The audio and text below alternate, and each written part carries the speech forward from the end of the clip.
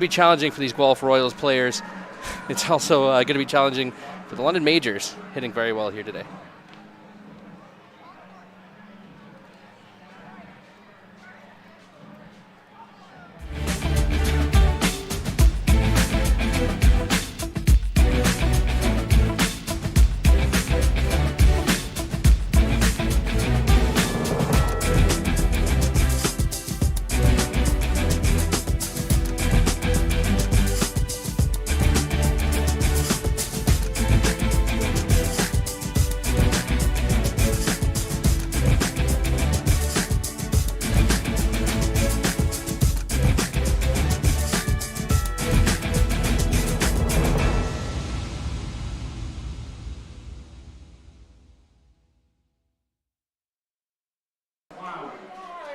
Welcome inside Labatt Memorial Park here in London, Ontario. It's London Majors Baseball here on Majors TV. I'm Noah Smith. Tyler Middleton with me up in the Game Day London press box to bring you the action here in this one. It's the Guelph Royals back in town here to take on the London Majors for the second time this season here in London. There's quite a buzz around the stadium today. Fanshawe Appreciation Night. A lot of Fanshawe Falcons hanging out in the stands. It's going to be a packed barn, and they're here to see a former MLB player, Dalton Pompey, stepping into the box for the Guelph Royals, facing off against Jose Arias today. Yeah, Jose Arias is off to a great start this season. We'll check out the starting pitching matchup in the ball game. Arias pitched last Friday here for London on this very field. Had a fantastic start, and you get a look at his stats so far to start the season, Tyler. A 3-0 record, and the ERA sitting well below 1 here to start the season. Yeah, he's pitching very well. 3-0, as you mentioned, 11.9 Ks per 9, walks per 9 up to 2.3. He has 41 Ks to just 4 walks this season, pitching very well, and he's going to need it tonight against a very powerful Guelph Royals lineup. Going up against him, Milas Guerrero will be the starter here for Guelph. 2-1 so far in the season. The ERA up there a little bit, but don't let that fool you. A very good starter here for the Royals. That could, if he's on his game tonight, easily hold the Majors' bats in check. As you mentioned there, a 5.33 ERA, and he's got his work cut out for him as the top 5 Majors in this lineup are hitting above 300. Really impressive power, really impressive contact average for this Majors team. So work cut out for the 2-1 Guerrero. And we don't have the Guelph Royals lineup for a graphic for you. It got into us a little bit late with some changes to the lineup that we were expecting. But we do have the London Majors starting lineup for you here. We'll check it out. It's the Majors starting lineup brought to you by EatHealthyEats.ca. Jacob Newton's actually going to slot into the leadoff spot in the ball game today. Your most notable change is going to be him in the leadoff spot, and Chris McQueen's actually going to be batting in the 9-hole today. And as right now, the person we're about to talk about is getting his award.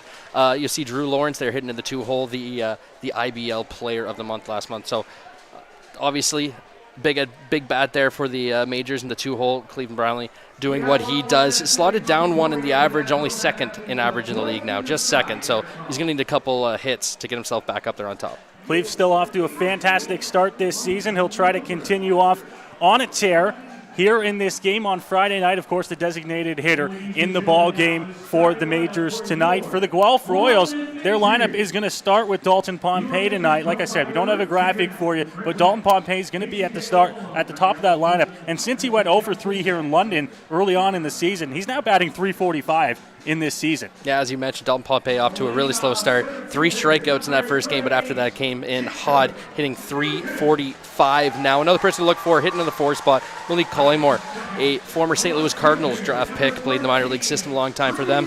He is going to be hitting cleanup. Like I said, very powerful Guelph Royals lineup, nothing to be messed with, even as they come into this game sitting at 5-6. Majors lineup getting announced now as Cleveland Brownlee will take to the field the designated hitter. You mentioned it there, Tyler. It is Fanshawe College Employee Appreciation Night, so a sold-out ballpark expected here. Tickets not for sale to the general public. Fanshawe's bought it out to show thanks to all their employees. And, man, it was packed coming in here today. A lot of teachers who might not get to see each other a lot throughout the school year talking behind the bleachers, behind the grandstand here, and now taking into their seats and ready for what's going to be an exciting matchup tonight as the Royals make their second trip to the Forest City this season. Yeah, as you mentioned, the building is already packed. It's a beautiful day for baseball, unlike the last time I joined you here. We see the Falcon giving high fives to the Majors as they run out of the field. And hopefully we have a lot of the Majors faithful who unfortunately couldn't get to the field today because of the Falcon buyout that are going to be joining us. We appreciate everyone joining us here for Majors Game Day.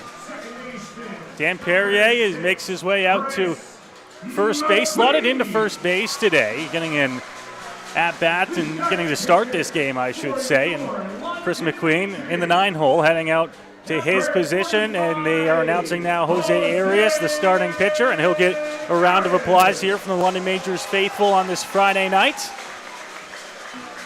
It is a gorgeous night for baseball. After the heat wave that moved through the area middle of this week, things have really cooled off. And I say that still being a warm night here, but a nice breeze moving through the ballpark. I think we had a shot of the flag when we started things here tonight. It is blowing out to center field tonight, Tyler, and we'll see if that makes any difference in the way that the ball game is played this evening. Yeah, you talked about that field. A beautiful 23 degrees as we are inside Memorial Park after we were facing 40, 45 degrees earlier in the week. So glad it turned down just a little bit. As you mentioned, that wind blowing dead straight out at around 39 to getting up to 50 kilometers an hour. So any balls in the air are something to watch here tonight. Fanshawe College president now, Mr. Devlin, talking to the crowd here, and really all his employees is who he's talking here. I say the crowd, but a good bulk there. You can actually get a real good look at the flag there. Blowing out, it's kind of a little bit center to right field that it's blowing out, but we saw in batting practice, Tyler, that some guys that aren't power hitters were putting it over the fence and not by 5 or 6 feet. They were putting it out by a good 15, 20 feet. So watch for the ball to carry, and more importantly, watch once the sun goes down if the wind still carries on. And we were sitting here wondering who the majors were going to start today with a busy weekend coming up. And obviously with this wind, you want somebody that can keep the ball on the ground, because any ball in the air has got a chance to at least get to the warning track today. Well, they finish off talking to the crowd here. We have baseball on tap from Labatt Memorial Park. We're going to go ahead and take the break here. National anthems are on deck. And then first pitch to follow. You're watching London Majors Baseball here on Majors TV. Here we go. Believe me, you've never heard a talk show like this. I'm sleeping with Joe Carter. By the way, Joe did not touch the ball. Yeah, I have to say, your voice is fantastic. Meet Smitty. Listen, I'm the brains here. And Mitty. And I'm the good-looking funny one. This is the Smitty Mitty Show.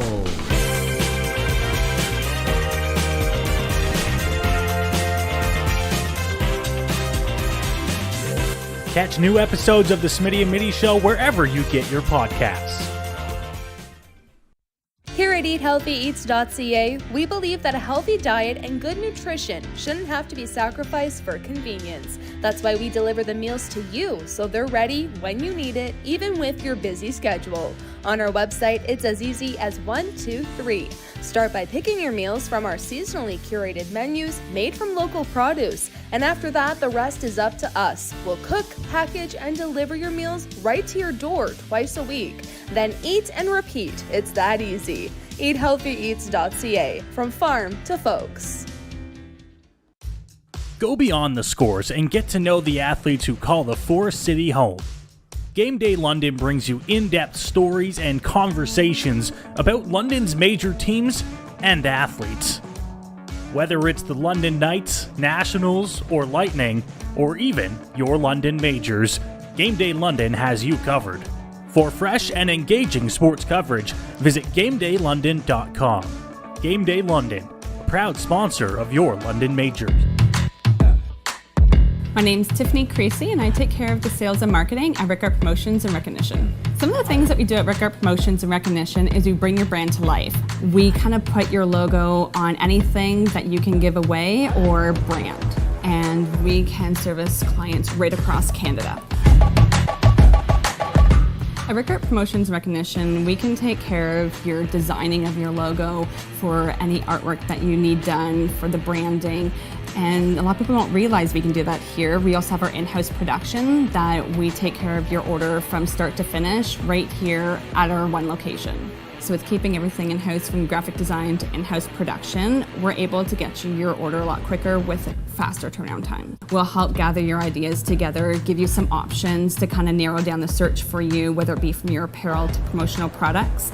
And from there, we'll get your mock-ups done, proofs done, order done, and the quality control is right there all along the way for you.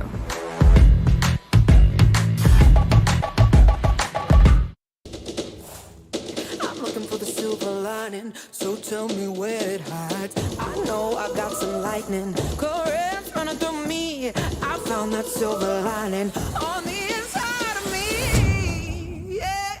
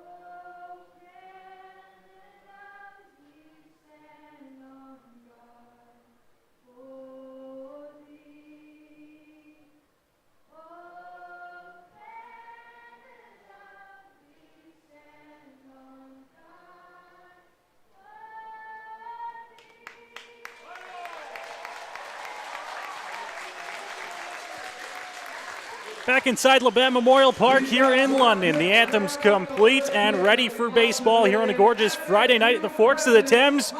Noah Smith, Tyler Middleton to bring you the action here from the Game Day London broadcast booth. Jose Arias on the mound for London in tonight's ball game, and you got some good shots of the crowd there in the national anthem. A good one here to kickstart a busy weekend of baseball for the Majors.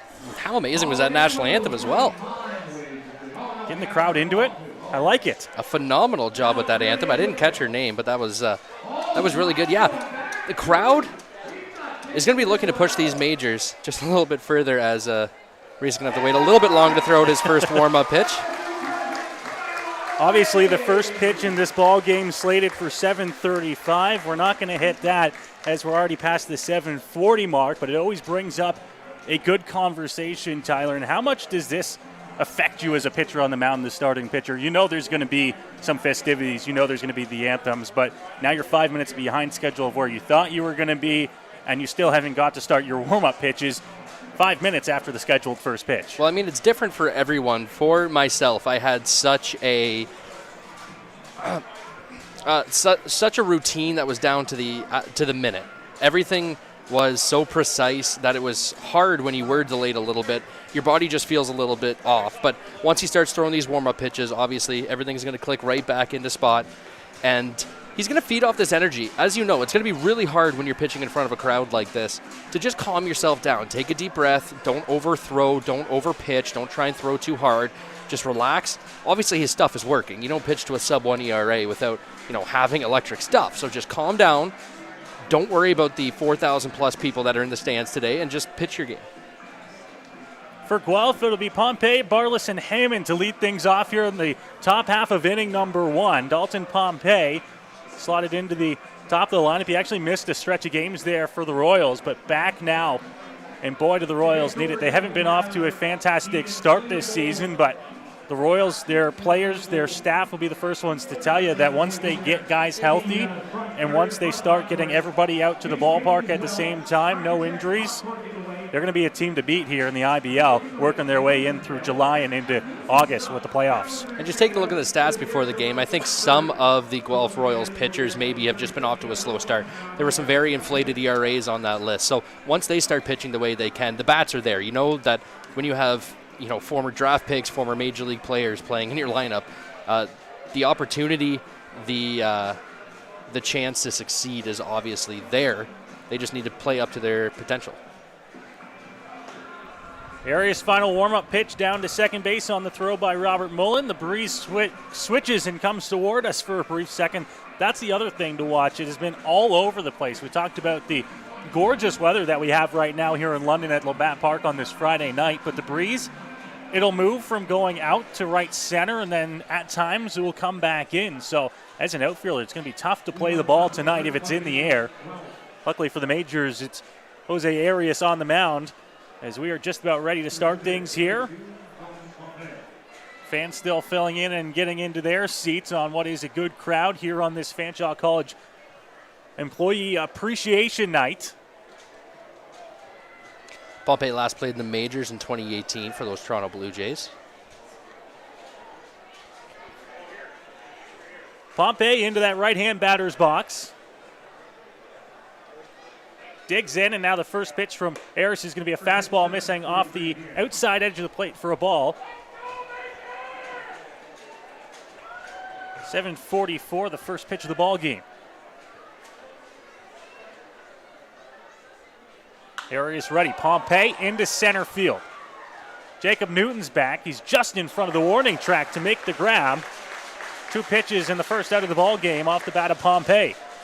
It could be a long game for these pitchers if balls keep getting in the air like that. That looked like a routine fly ball to center field that just kept carrying and carrying and carrying. Took Newton all the way back almost to the warning track. So this wind is going to be dangerous if it keeps up like this. So the Majors get the leadoff man in Pompey. One gone now for Darius Barlis.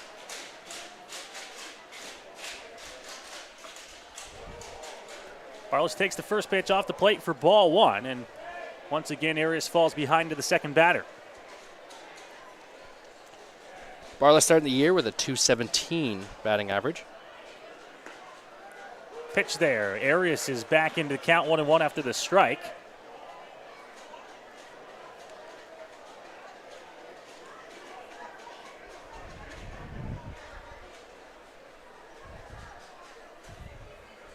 Arias ready again here. Pitch fouled off into the parking lot, out of play, but Arias moves ahead and count 1-2. If you're the Guelph Royals, I think the key today against Arias is to just be aggressive, be ready to hit as soon as you step in that box. Only 4 walks this year for Arias to that 41K. So obviously he's going to be in the zone. He's not going to give up on that bat, so be ready to swing it. Arias looking to get out number 2 here in the top of the first. Here's the 1-2 delivery. Just off the outside corner. Mullen held it a little bit longer, hoping to get the call. He doesn't, and it's 2-2. Maybe not what you want to do. Maybe a quick apology to the umpire. You don't want to hold a pitch 7 pitches into the game. See the dust getting kicked up there by the wind. The 2-2 delivery. Off speed, drops it in, doesn't get the call, and it's 3-2. Mullen already looking a little bit upset with the strike zone here in the top of the first inning. That one looked like a better pitch. Maybe a bit of an argument there. If I do remember myself, I believe it's the same home plate umpire that did the first game between the Majors and the Royals here. 3-2. Chopped down the left field line and out of play into the seats, so we'll have to redo the full count here. Hammond stands on deck in the top of the first inning here. And that is only significant because one of the Guelph Royals players did get tossed during that game, arguing balls and strikes. So obviously there was a concern with the strike zone. Arias cheered on here by the fans. 3-2 delivery is going to miss off the plate, and the Royals will have their first base runner of the ball game on the walk. Isn't that always how it works? As soon as you talk about somebody having their walks down and going to be around the zone, I mean, he did throw 2 very good pitches that could have been called strike 3, but ends up walking the batter down to first for only his 5th walk this year. 5 walks. That's really incredible. So Barlas on first here to set things up here for Hammond. And Ethan Hammond batting in the 3-hole today for Guelph.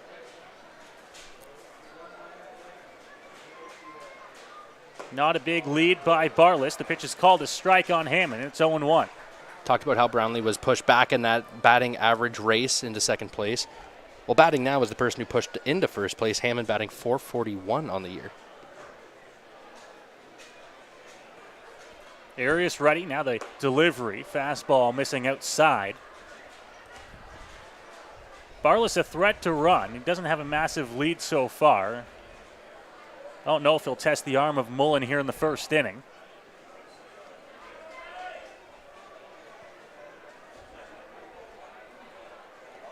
That one blocked by Mullen. The pitch was in the dirt.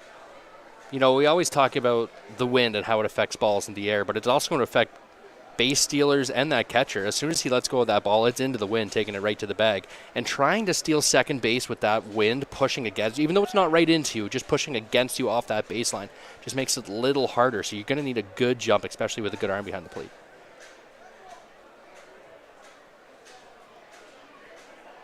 Two-one count here. Hammond fouls it off and out of play.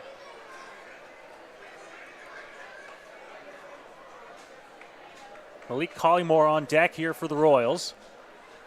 Barlas on first after the one-out walk.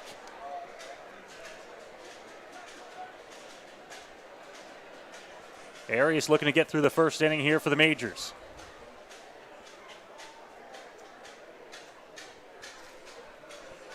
Grabs his sign for Mullen. Here's the 2-2 delivery. Swing and a miss. Put it right past Hammond, and there are 2 gone here in the inning. The good old number 1, just rear back and let it fly. The high heat, so hard to stay off of when it gets, you know, up around your chest to your eye level. It just looks so enticing coming in, but really hard to get on top of that baseball. Best you can do is pop it up, really. Try and fight it off and see another pitch, but he didn't make any contact, and now there's 2 outs in the inning for Malik Collymore. Right fielder in the ball game tonight for the Royals. Takes that first pitch upstairs. It's 1-0. Collymore, a 10th round pick to the Cardinals in 2013 of the MLB draft. Outside delivery. He looks at that one, catches the inside corner. 1-1.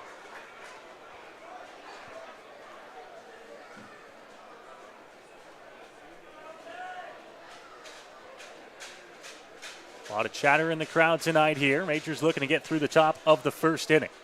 Pitch Arias well outside.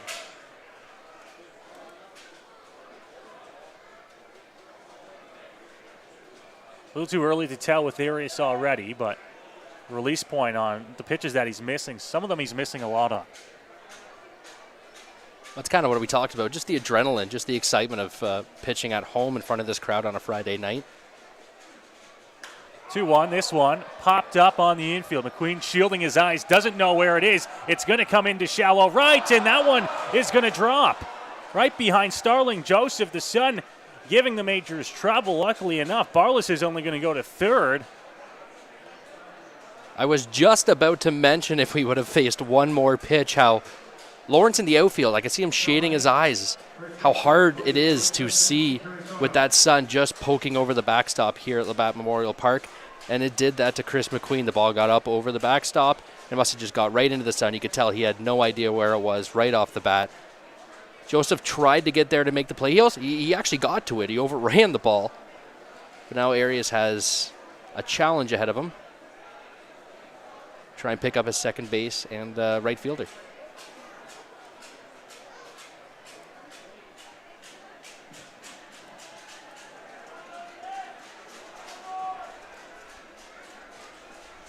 So Arias now with 2 gone in the inning. Going to have to face Justin Interessano now with 2 runners in scoring position. First pitch to Interessano upstairs for a ball, 1-0. As of right now, that's going down as a hit.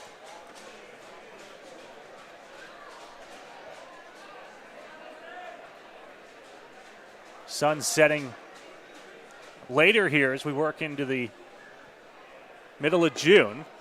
Fastball downstairs to Interessano, 2-0. That is such a hard play to score. Technically, nobody touched the baseball, so it does go down as a base hit, but it's not what Jose wants to see, as those 2 runners are now his. 2-0 delivery, and Interessano swings, and it's 2-1. You'd like to see the vicinity play where you could just basically, if the ball was catchable, as that ball was, I think we can both agree that probably should go down as an error. Yeah, that's a tough play. I think both of us as pitchers. We might be a wee bit biased. You don't want that to be a hit, but as an outfielder, what are you going to do on that one? Pitch outside, staying away from Interessano. You almost need a category that is a weather-assisted base hit. Some outfielders might use that to their advantage. Don't get a good read on one, blame it on the sun. Cover the eyes.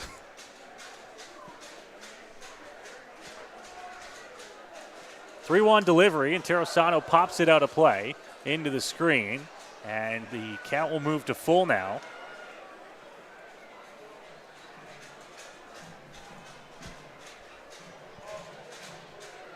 Royals really pressing here in the top half of inning number 1.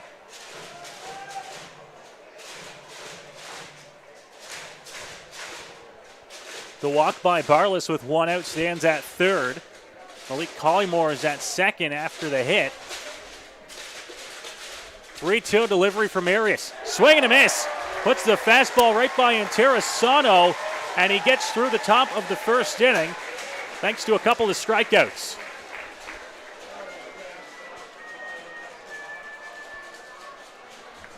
A good pitch. 2 strikeouts on high fastballs there. If the Royals are just a little bit more patient on that high heat, you're facing a different inning, but obviously he can only play with what's in front of you. Royals swing through it, 2 Ks. And now the Majors will head to the bottom of the first inning here. No damage in the top half. And Jacob Newton will lead things off for the hometown club, facing off against Emilis Guerrero. We talked about in the pregame show, his ERA so far through the first little bit of the season, not where he would want it to be, sitting north of 5. But a good start here tonight can Go a long way in terms of changing that stat line. I'm sure when he saw that ball drop out in right field, Tyler, he would have said, yeah, I'll take some runs before I go out there and face the Majors in the bottom half.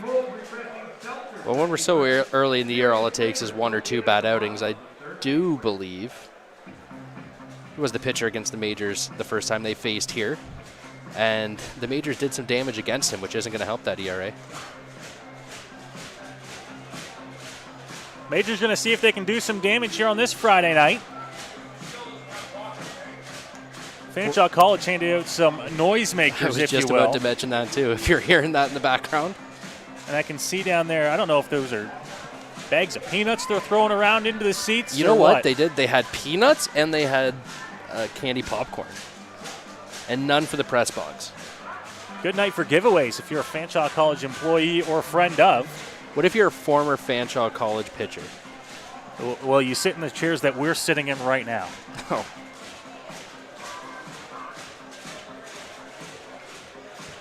Do it for the Majors here in the bottom half of inning number 1. Jacob Newton, Drew Lawrence, and Cleveland Brownlee.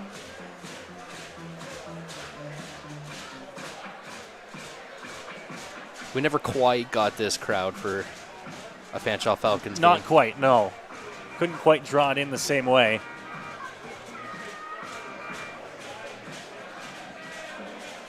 Well, we did have a TV broadcast when you and I pitched in the OCAs at this very field. Yeah, no earned runs against the team that ended up winning. There's some footage there you don't want to dig up.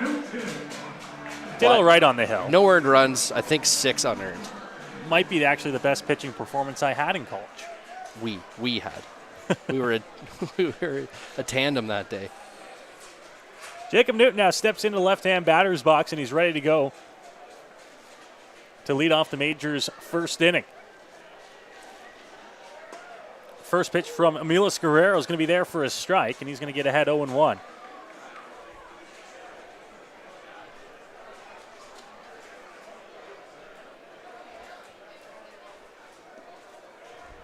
Pitch low in the dirt, 1-1. Newton, a welcome addition here to the Majors since coming back from college down south. Takes that pitch inside. Guerrero missing now 2-1. Obviously, Guerrero not going to overpower you, so it's really important to keep those hands back and try and use the middle of the baseball field. 2-1. Newton the other way, but fouling out a play. 2 balls, 2 strikes here on the Majors' leadoff man.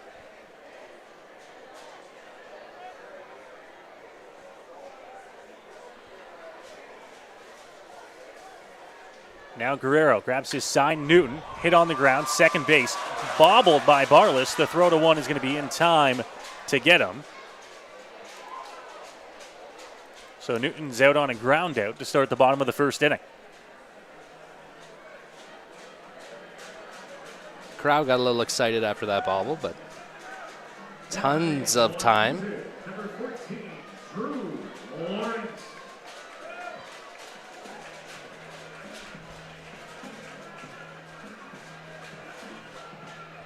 Drew Lawrence now steps into the batter's box, awarded the Intercounty Baseball League's Player of the Month for the month of May before the ball game. Commissioner John Kastner was in the ballpark to hand out the bat to the Majors' young outfielder. But most importantly, his dad was also a coach on that Falcons team that we played on. Lawrence taking the fastball, 1-1.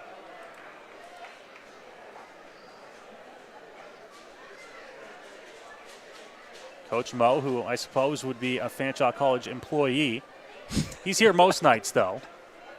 Drew takes that pitch just off the plate. Emilis wanted that call. Doesn't get it, 2-1. I think that's what they said about us. I suppose they're students. 2-1. Lawrence hit over to second base. And Barless had to dodge that one. His son causing some issues on that right side, but there's 2 gone.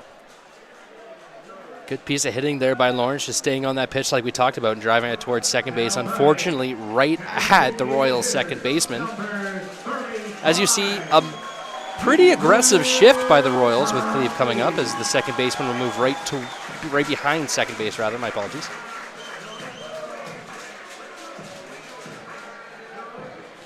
Although if you were to classify Cleve as something, it would be a pull hitter. He's actually gotten a little bit better at hitting the ball the other way later in his career, but since he just has so much power, it's naturally going to go to the pull side more often than not. First pitch from Guerrero outside, ball 1.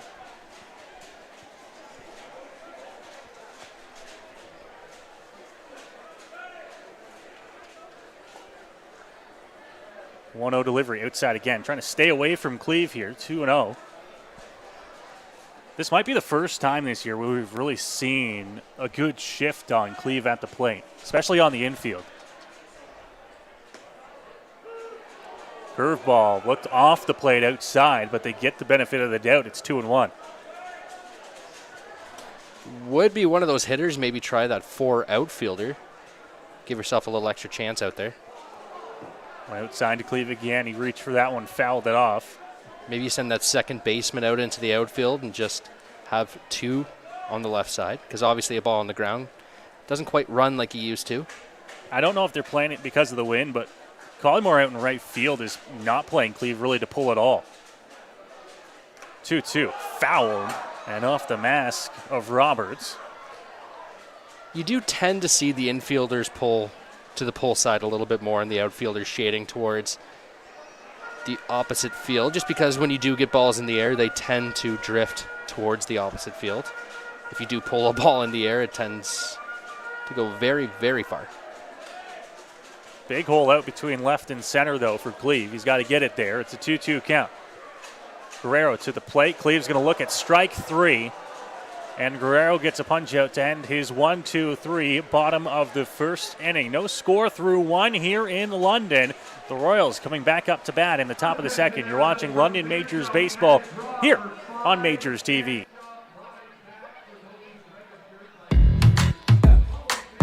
My name's Tiffany Creasy, and I take care of the sales and marketing at Rickard Promotions and Recognition. Some of the things that we do at Rickard Promotions and Recognition is we bring your brand to life.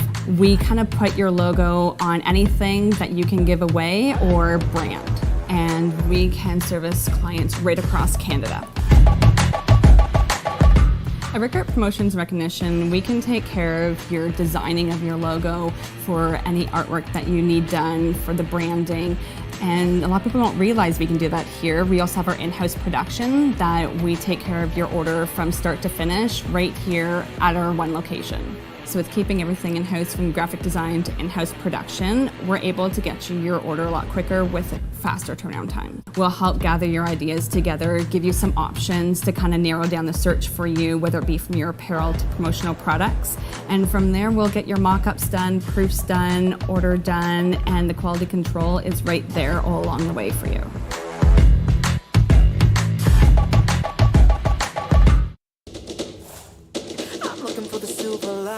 So tell me where it hides. I know I got some lightning currents running through me. I found that silver lining on the inside of me. Yeah. Back here inside Labatt Memorial Park. Here we go to the top of the second inning on a gorgeous Friday night here in London. How many times have I said that already here in the short half hour we've been on air? You cannot overstate it after the starts that we've had to the season and after last Friday night. It's a welcome relief to see the sun out and the blue skies over the London skyline here.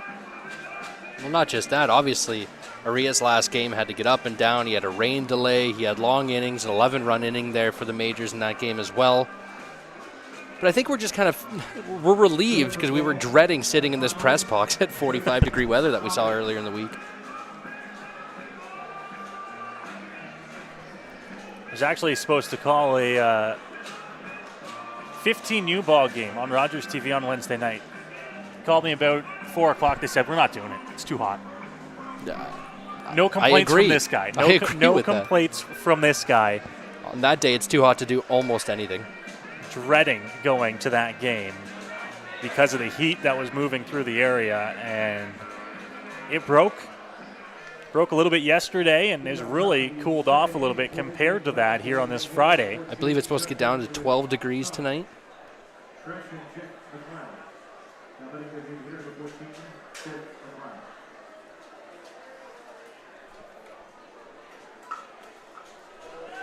So we go into the top half of the second inning. Jeff McLeod will lead things off here for the Royals. McLeod hitting 143 on the year. A little bit of a slow start as that first pitch from Arias will miss outside for ball one.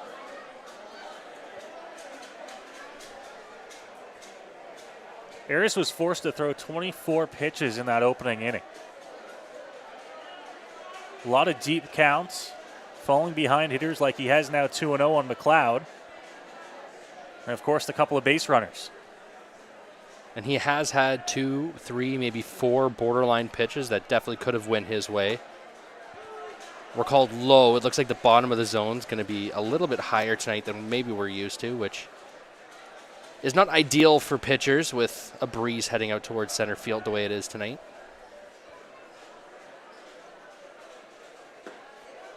Gets the strike on that one, so he's worked it back from 2-0 to 2-2.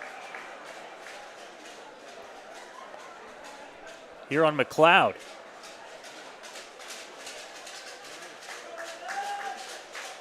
It's McLeod, Cush, Roberts here in the top half of the second. 2-2 pitch.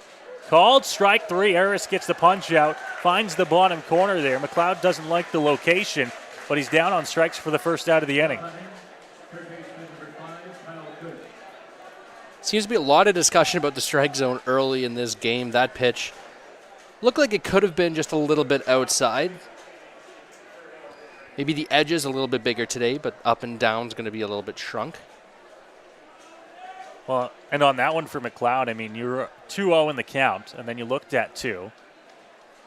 And that third one, although maybe a little bit off, wasn't any more off than the last 2 that you looked at, so you'd think you'd be protecting.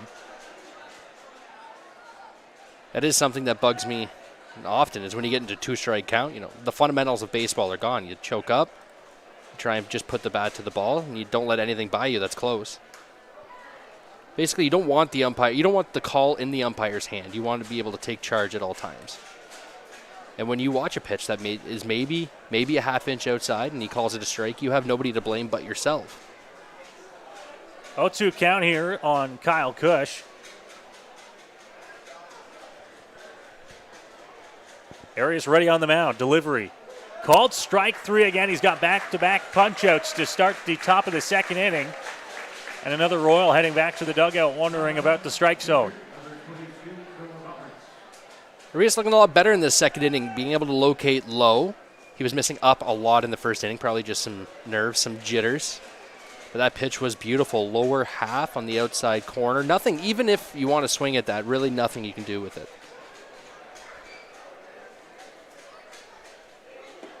Noah Roberts now. Taking the ball for ball one. He's the catcher in the ball game tonight for Guelph.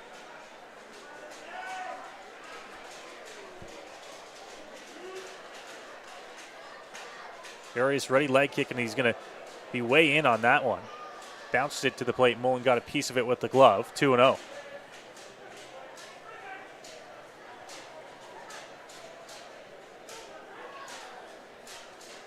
A lot of deep counts for Jose here. Getting 2, 3 balls into the at-bat. Like you said, a lot of pitches in the first inning. 32 pitches already. Could be a much better inning, though, if he can get through Roberts here. To end the top half of the second. Fouled off at the plate. Count moves to 2-1.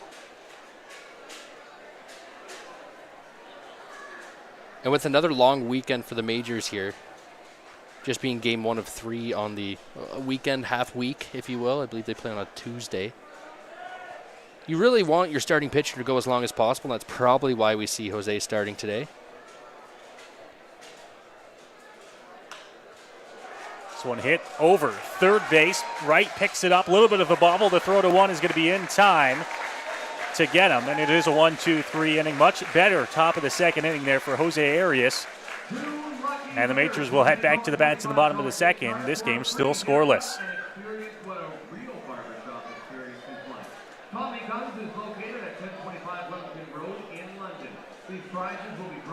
No runs, no hits in the top of the second for Guelph. And now the Majors will come back up with Robert Mulling, Starling Joseph, and Taylor Wright here. in the bottom half of inning number 2 against Emilis Guerrero, who had a pretty good bottom of the first inning, I should say, for Guelph on the mound. Like we talked about, as you're going to see Guerrero start his warm-up here. A very lazy warm-up he's got. Just getting that arm loose, but it's going to come from more of a 3/4 to a sidearm angle. And it's not going to have a whole lot of velocity to it, but it's going to have movement. He's got a good breaking ball. So it's not as important. You know, for me, I always found it easier to hit guys with velocity because you get there, you get the bat, you get your foot down, you just try and get the baseball to the bat, or the bat to the baseball. But when a guy's throwing the junk, when he's not throwing as hard, when he's throwing from a weird angle that you can't see till late, not only do you pick it up late, you're also got to find that movement, and then you have to try and do something with it, not just roll over it. You have to try and drive it to an alley. It's hard. It's hard to do. Well, a lot of guys like this, and Emilis Guerrero, a good example. They're not often going to get beat. I like to say you're not going to be getting 15 hits off him in the ball game. They'll beat themselves, right? When he can't locate, that's when you're going to be able to turn on pitches, when you're going to be able to put balls in play. When he's locating, right, when his pitches are all working well, some of the toughest pitchers to hit in baseball.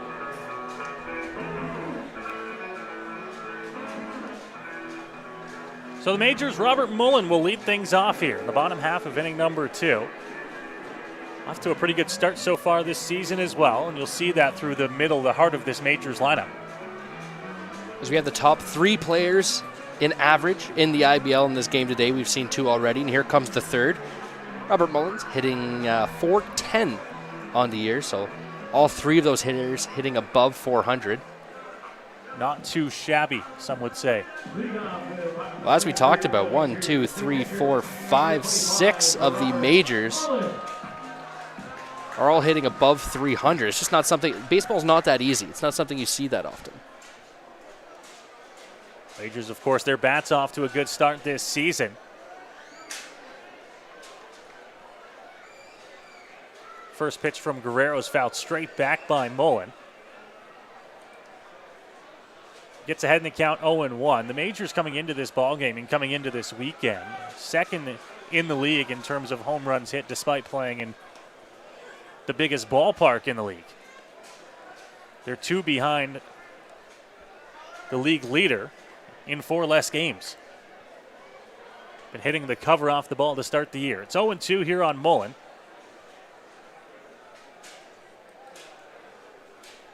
Guerrero now into his windup after grabbing his sign, and that one's going to be swung through, goes all the way to the backstop, and Mullen's going to reach here to start the inning despite the strikeout.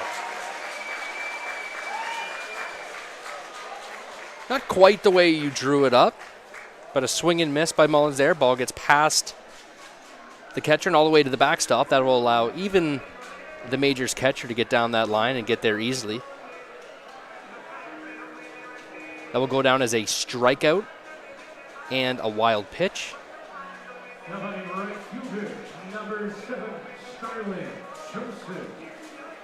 Mullen really chased on that 2-strike pitch and in a way actually gets rewarded with it. He'll be the first to tell you, though, he doesn't want to make a habit of swinging at those ones. A little bit too low in the zone. Now Guerrero's first pitch here to Starling Joseph will miss outside, 1-0. You know, where they were trying in the minor league system in the majors or in the minors, that even on strike 1, strike 2, if you do that and the ball gets all the way to the backstop, you can steal first. I don't know how I feel about that per se, but adds another little wrinkle to the game as they try all new things in the minors. Anything they can do to speed up the game, if you will?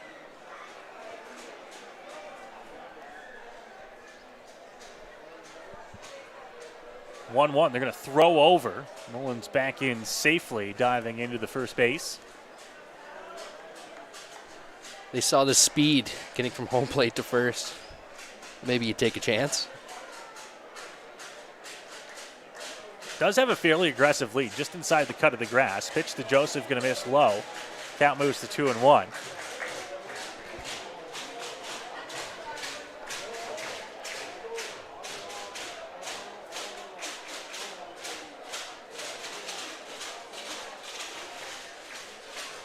Look by Guerrero. Now to the plate. This one fouled off by Joseph.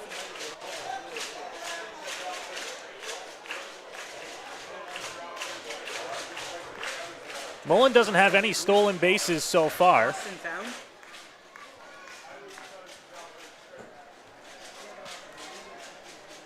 2-2 now.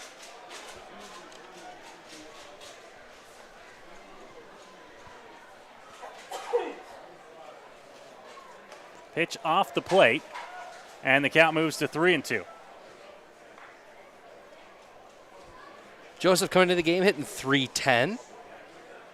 The left fielder, definitely the energizer of this team, is when you're down at the cage during batting practice, during IO, pretty much at any time. He doesn't stop moving. 3-2. On the ground, third base. It's going to take a funny hop off of Kush, and the Majors will reach base here. Tricky hop there for Kush, but obviously we talk about it time after time after time. You need to attack baseballs. As soon as you sit back and get on your heel, you let the ball eat you up. And you just make the play 10 times harder. If he takes 2 hard steps in, catches that ball when it's on its second hop, has a chance to throw in the run. Not saying he's going to get a speedy Joseph, but he has a better opportunity than sitting back on that baseball.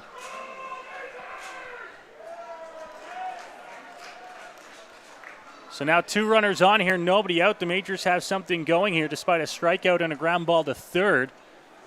Runners at first and second, nobody out. First pitch here is going to miss low. 1-0 here to Taylor Wright.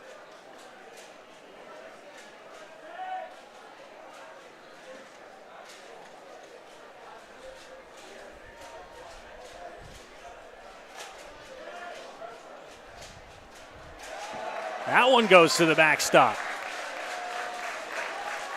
Losing it a little bit here in the control category for Emilis Guerrero.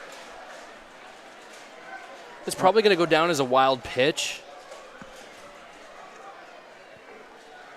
But the catcher, Roberts, just didn't get down on that ball. He didn't even really make an attempt to block it, just let it go right through the 5-hole.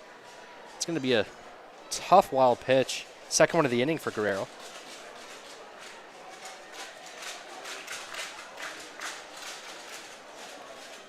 So table set for Taylor right now. If he can find a ball into the outfield grass as he takes that pitch inside, 3-0.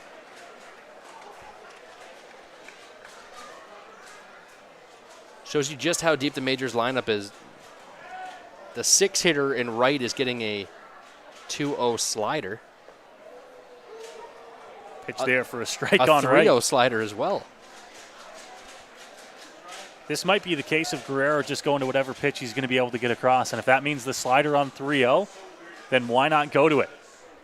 Comes again, swing and a miss by Wright, and the count's full. You may be right, because Guerrero shuck to that slider as well. 3 in a row. Just not something you see very often.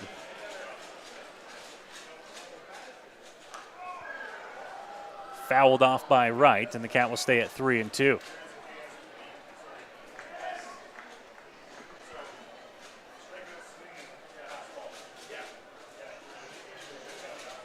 Joseph is at second. Mullen, who led off the inning, is at third. Nobody out here, and a full count on Taylor Wright. Pitch, Wright, hit on the ground. It's going to get past the second baseman, Bartless, into Wright. 1 run's in to score. Stalling Joseph is going to be in without a throw. And Taylor Wright continues to swing a hot bat. It's a 2 RBI single to put the Majors up 2-0. Sometimes it's not how hard you hit it, but where he hits it. Just gets it by the second baseman into the right field. With that slow-moving baseball, once it gets into the outfield, Joseph going to score easily from second base. Job well done by Wright there, just trying to get the ball over to the right side of the infield. Finds a base hit, but really just trying to score that run from third. Good fundamental baseball by the Majors.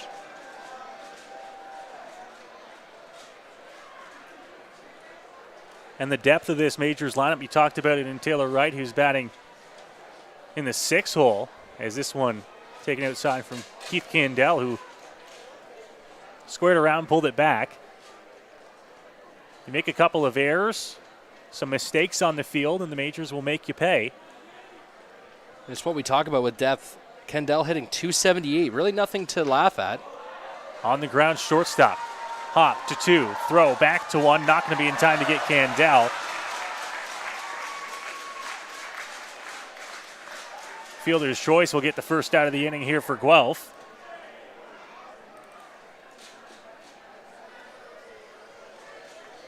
Ball just wasn't hit hard enough for a speedy Candell to get down the line. Really didn't have a chance to turn 2 there. What that does do for the Majors, it puts their stolen base leader on first base. Coming into the game with 3 is Keith.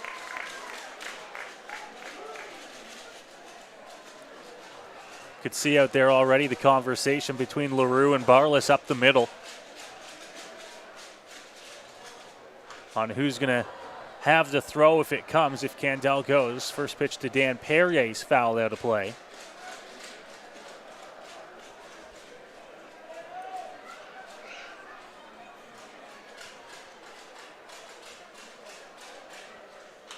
Perrier, right field line and foul. Didn't have enough to bring it back into fair territory as it's trailing all the way out to the fence.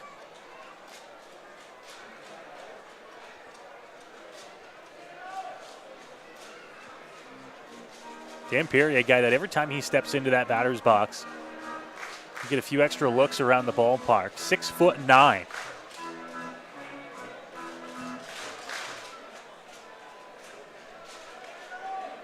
But he's got no 2 count here.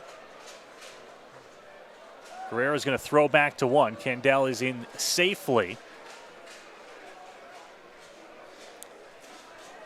Guerrero definitely likes to work quick.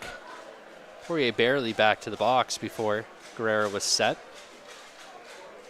0-2. Perrier on the ground, third base on a hop. Cush to 2 in time to get Candell, who's hard into the second baseman in Barless. They can't get anything more than just the 1 out on the fielder's choice by Perrier.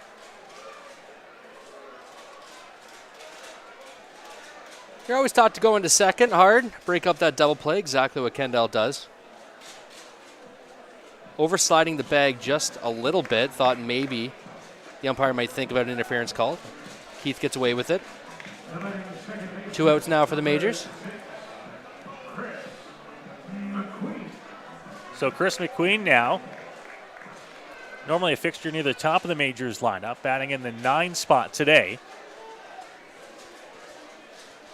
Just to go back to that slide at second because some rules have changed in baseball.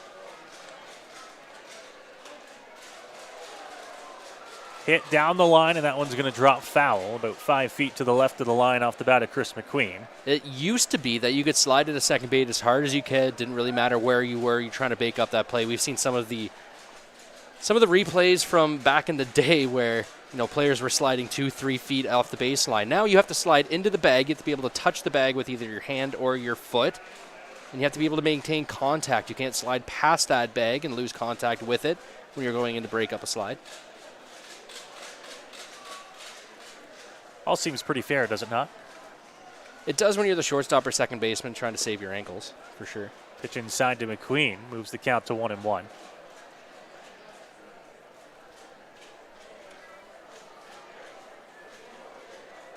For the most part, still leaves the door open to try and break up double plays. Just in a little bit more of a clean fashion. Do it in a safe way. 1-1 count here on the Majors 9-hitter, Chris McQueen. Bench stance, takes the ball low, 2-1. And obviously that rule came into effect when Chase Utley was given a 2-game suspension for his slide, fracturing Tejada's leg back in 2016. 2-1 inside, and that looked like it almost went right between McQueen's legs. Pretty surprised how that didn't hit Chris. You're right. It looked like it bounced right between his feet. Even he thought it was going to hit him. I was waiting for either the umpire or Chris to start making his way down. He strided towards the right-hand batter's box, and I honestly think that went between his legs. Got the count to 3-1, though.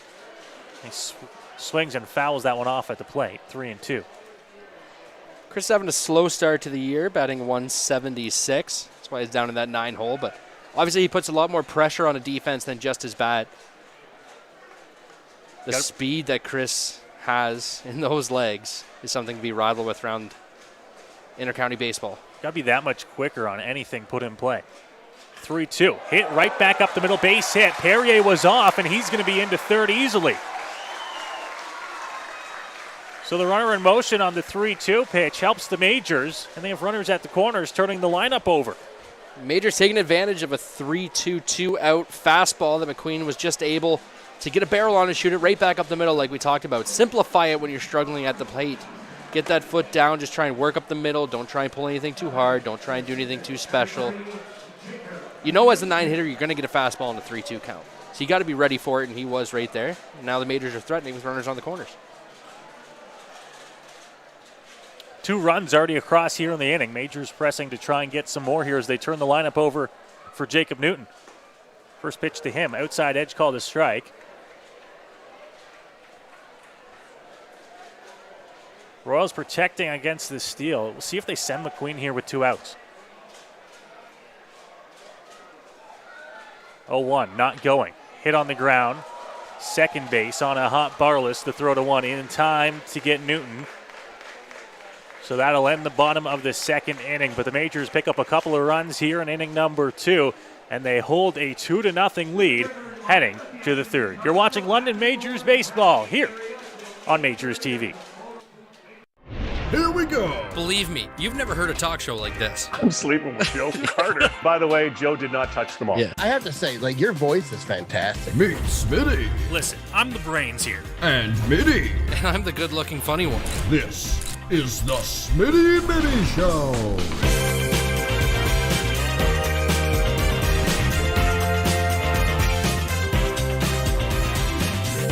Catch new episodes of the Smitty and Mitty Show wherever you get your podcasts. Here at EatHealthyEats.ca, we believe that a healthy diet and good nutrition shouldn't have to be sacrificed for convenience. That's why we deliver the meals to you so they're ready when you need it, even with your busy schedule. On our website, it's as easy as 1, 2, 3. Start by picking your meals from our seasonally curated menus made from local produce. And after that, the rest is up to us. We'll cook, package, and deliver your meals right to your door twice a week. Then eat and repeat. It's that easy. EatHealthyEats.ca, from farm to folks. Go beyond the scores and get to know the athletes who call the Forest City home. Game Day London brings you in-depth stories and conversations about London's major teams and athletes. Whether it's the London Knights, Nationals, or Lightning, or even your London Majors, Game Day London has you covered. For fresh and engaging sports coverage, visit GameDayLondon.com. Game Day London, a proud sponsor of your London Majors. We are back here inside of Labatt Memorial Park in London. Noah Smith, Tyler Middleton bringing you the action here as we move along to the top of the third. Jose Arias back out onto the mound here for London.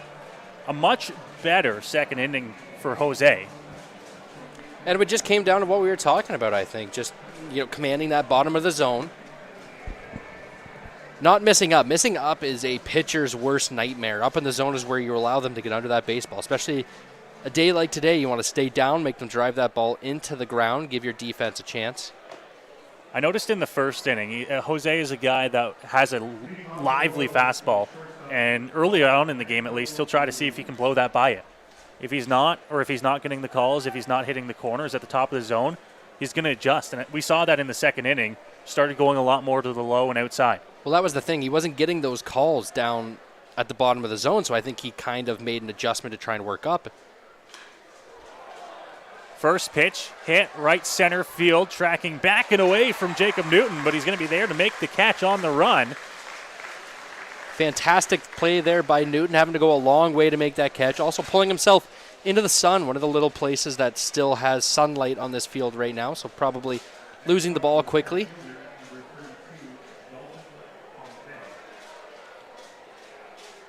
And after 36 pitches through the first 2 for Arias, it's a nice way to start the third. Back to Dalton Pompey, former Blue Jay, stepping into the box. his MLB career, 145 at-bats, 3 home runs, 8 stolen bases. Hit .221 in the majors. He gave one a ride his first time up as well. Squares around to bunt. And that pitch is going to miss for ball 1 here on Pompey. But I think he will forever be known as the pinch runner in the infamous bat flip inning. I know we had quite the excitement at our dorm actually here in London at Fanshawe, and I'm sure it was a little bit more exciting being on the field. I would assume, haven't talked to him about it. One would assume. 2-0 here on Dalton. Off the end of the bat, left center field coming on. Nice sliding grab and nice catch by Drew Lawrence in left field. Ranging all the way over to shallow center to make the out. Great play there by the reigning player of the month in the IBL. Drew Lawrence going a long way into the gap, leaving his feet, making the catch, just picking it off the turf. Some great outfield defense shown by the Majors here in the 3rd inning. I said there that he slid. It's because I thought that it looked like he was going to go down and do a slide at first, but then decided to go for the dive. Worked out in his favor. They've got Pompey for the 2nd time tonight, and they've got a 2nd out here in the inning. Sometimes we have what we call a TV dive, where maybe you leave your feet just for a little flair, but I think that one was well needed. It was a long way to go for Lawrence there. Long way to go, and a lot of times you'll see people, they'll be like, oh, you didn't have to dive for that. A lot of times it's just more comfortable to go and do a slide especially to make some of these catches. And especially, let's not forget either, the wind's pushing out to right fielder. That ball's probably not just coming straight down. It's drifting away from Lawrence there. So the further you get down, obviously, the longer you have to get to the ball. I said that the ball ended up in kind of shallow center field, but Drew really was the only guy that could make the play. Newton was playing well out in deep center field after the long flyout from Pompey his first time around. So he wasn't really going to have a shot to make that catch. And it would be an almost impossible catch for Kendall, especially with that wind we talked about, because it's pushing it, again, away as you're trying to look over your back shoulder. Lawrence was the only one to make the catch. He made a phenomenal one. Hit foul, 3rd base side. As Barless chopped at that one. Count at 2-2.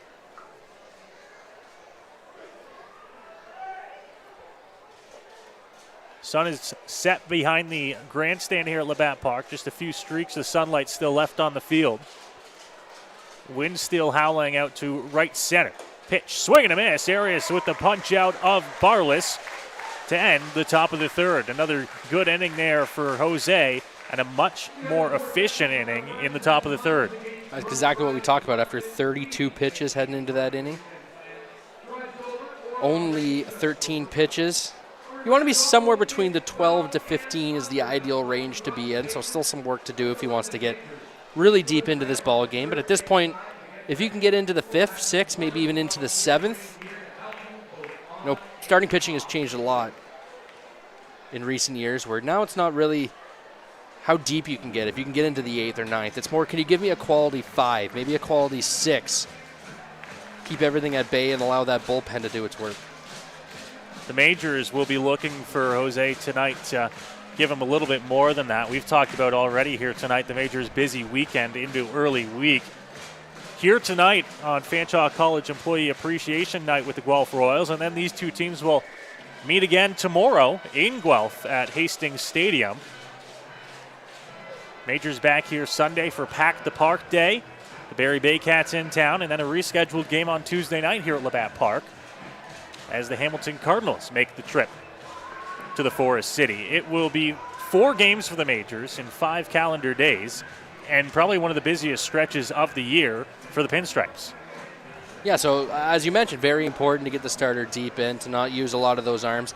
I wonder if maybe you see a piggyback, and maybe tonight was the night to do it, if you could see an Arias and then go with maybe a De Los Santos, someone that can get you some big innings, and then still have, obviously, some good quality pitchers to throw on Sunday and Tuesday.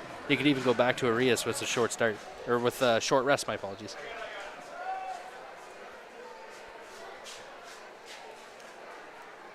So after a nice catch in the top half of the inning, Drew Lawrence will step into the batter's box to lead things off here for London in the bottom of inning number 3.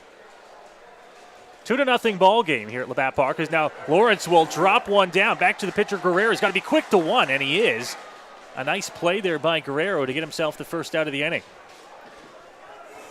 He did fake it in the first at-bat. Showed bunt, pulled back, didn't like what he saw.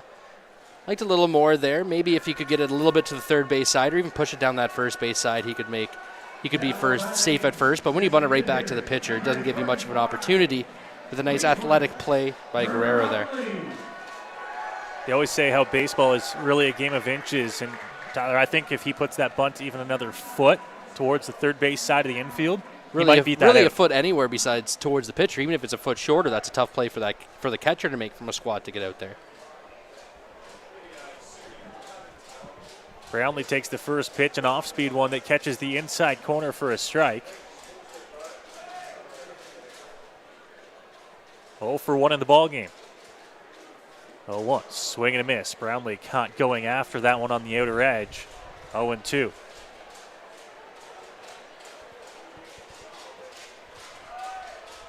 Can feel that breeze up here at the top of the grandstand in the press box here at Labatt. 0-2 to Brownlee, outside.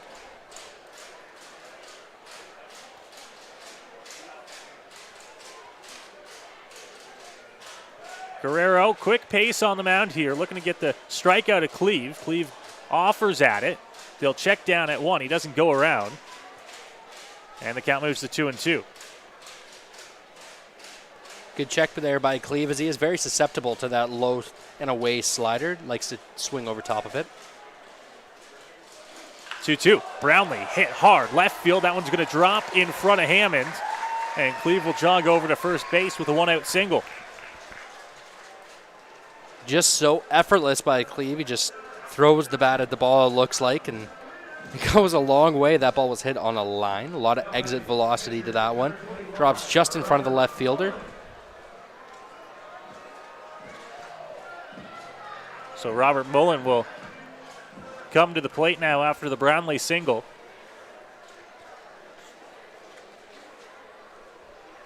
Hammond was playing so deep out in left that ball in the line he didn't have a shot on. Pitch missing outside to Mullen. Wind started blowing in for a brief second there. That's what we've talked about tonight, how it's kind of all over the place. Blown out straight to center, blown out straight to right, blown straight towards us. The only place it really hasn't blown out to tonight is the left field area.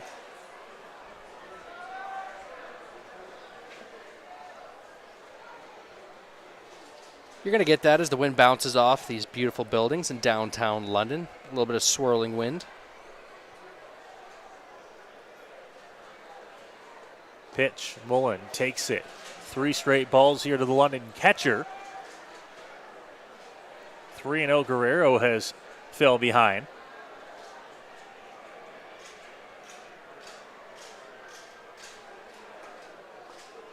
Strike on the outer edge. Another what seems like an off-speed pitch, 3-1. Maybe he doesn't have the handle of that fastball yet, and he likes going to that off-speed pitch, but he really seems to be digging back with that slider when he gets behind an account. Big cut at that one from Mullen.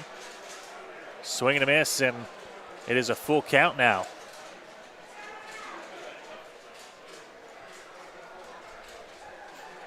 Brownlee at first base will take his lead. Not an overly big one. And Terrasano will not really hold Cleve on at first base on the full count here. Pitch, Mullen upstairs, and it's going to be ball 4 to put runners at first and second. Ball was just up. Guerrero wanted it. Gestured towards the dugout like he was heading that way. He's going to have to stay there and face Sterling Joseph.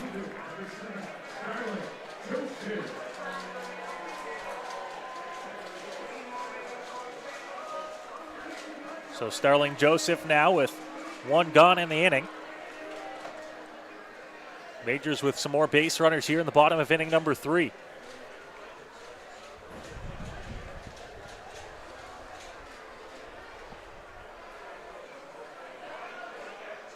Here's the first pitch from Guerrero, well outside.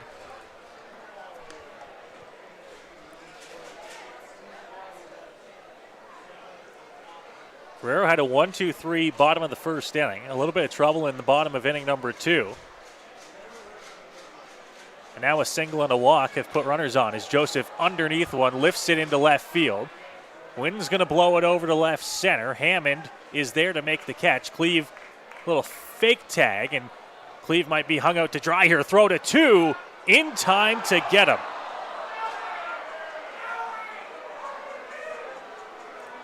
The fly out. Very ill-advised there by Cleve. I don't know what he was doing. He wasn't going anywhere. Got a late break back to the plate, and if he thought he was safe or not. All right, here it is, the running of the bases. Our friends at Utah helping us put this together. We're going to start by lining up. So the Majors don't get anything more here in the bottom of inning number 3. The double play ends it, and the 2-0 lead will stand here. You're watching the London Majors baseball on your home for the Majors, MajorsTV. My name's Tiffany Creasy, and I take care of the sales and marketing at Rickard Promotions and Recognition. Some of the things that we do at Rickard Promotions and Recognition is we bring your brand to life. We kind of put your logo on anything that you can give away or brand, and we can service clients right across Canada. At Rickard Promotions and Recognition, we can take care of your designing of your logo for any artwork that you need done for the branding. And a lot of people don't realize we can do that here. We also have our in-house production that we take care of your order from start to finish right here at our one location. So with keeping everything in-house from graphic design to in-house production, we're able to get you your order a lot quicker with a faster turnaround time. We'll help gather your ideas together, give you some options to kind of narrow down the search for you, whether it be from your apparel to promotional products. And from there, we'll get your mock-ups done, proofs done, order done, and the quality control is right there all along the way for you.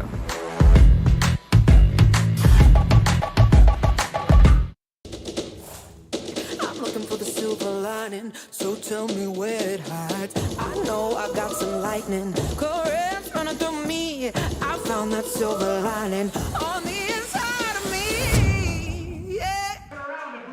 Back here at Labatt Park as we get set for the kids to run the bases as they do every home game here after the 3rd inning. They're waiting for the go here, but I see some kids trying to get that guy's halfway to first base. Cheaters. Cheaters all around the field, Noah. He's almost at first base. That guy is at first. I still haven't heard it go, and that guy just touched first base. Yeah, they're off to the races. At this point, Al and Eric, you just got to let them go. They're going. They don't care if you said go or not, Eric. They're going. He didn't even touch second base. This guy just went and did a circle around the mound. A young lad started at third, and he's going to get lapped.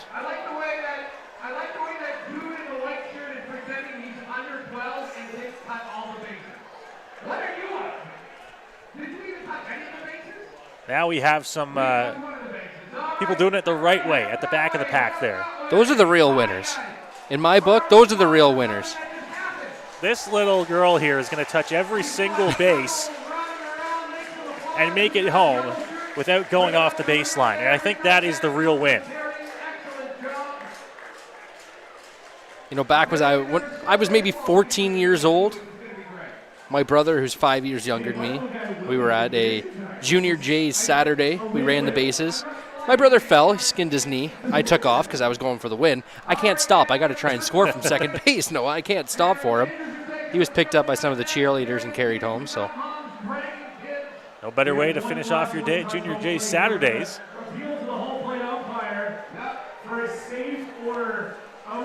And our final contestants are going to make it home, touch the plate. And that will conclude the festivities here at the bottom of the 3rd to officially move us along to the top of inning number 4. And when we do so, the Majors will head into the inning with a 2-0 lead in the ballgame. The young lad still wants to run. Robert Mullen waiting. And Jose Arias now says, I'm going to wait a little bit here until it clears out a little bit behind home plate before I start using any Now that would be an interesting game. Make the kids run while he's throwing the warm-up pitches. I feel like that wouldn't fly with the safety board. It'd be entertaining. Well, they'll make their way off the field and back into the seats, a lot of them. It's been a while since we've seen a run the bases that well attended here. A lot of families in the ballpark tonight enjoying Fanshawe College Employee Appreciation Night. And if you couldn't make it out to the ballpark you wanted to because tickets were sold out, we thank you for joining us here. Noah Smith, Tyler Middleton up in the Game Day London broadcast booth, bringing you the action here on this ball game. Tyler, back with me here for the second straight Friday, and a little bit better weather here tonight. Yeah, you tricked me last week into an abbreviated doubleheader that involved 2 rainouts that Arias pitched in as well. A lot better weather, a lot better pace for Arias here today. Doesn't have to get that up, down, up, down. He's looking like he's getting comfortable after what was kind of a rocky first inning. A lot of pitches, a couple walks, an error in there, or an almost error, a sun-assisted error that lengthened out the inning a little bit. But after that, he's looked really comfortable. Loose arm, hitting the bottom of the zone, not giving the Guelph Royals really anything to hit, let alone hit hard. With a couple nice plays behind you, and that's how you play baseball, Noah.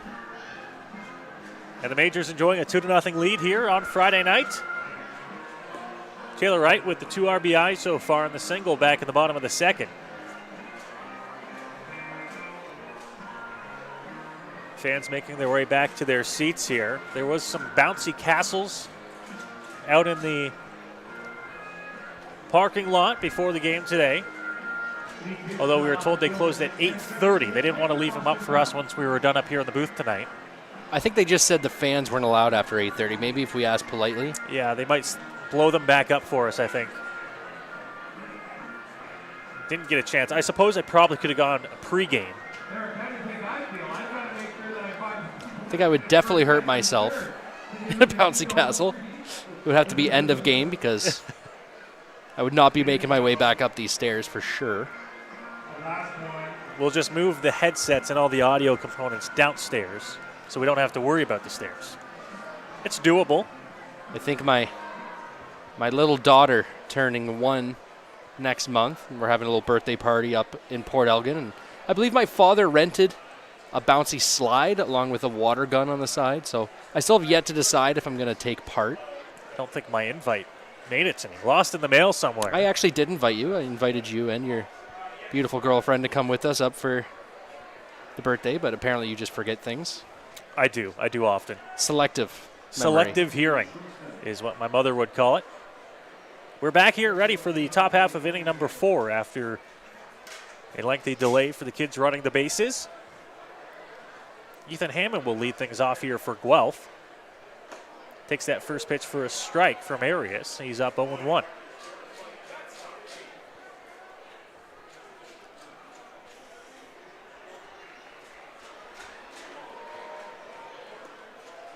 Pitch outside. Arias going to miss there. Count evens up at 1-1.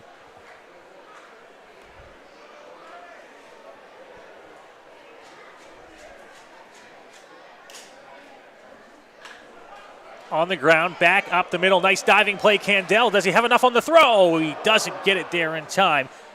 Perrier tried to stretch to make the play, but Hammond's going to reach here on an infield base hit to start the 4th. Even if Candell was able to get up and make a strong throw, even if Perrier was able to pick that ball off the dirt, I don't think they had enough to get the speedy runner, but a great effort, a great play to even get to that baseball and keep it in the infield. We've seen the Majors flash some leather here. We've talked about their offense. We've talked about their pitching extensively. But now we get to show off the Majors' defense, which is also A+. Hammond on to lead off the inning here for the Royals. First pitch to Malik Collymore, who's 1-for-1, will miss low.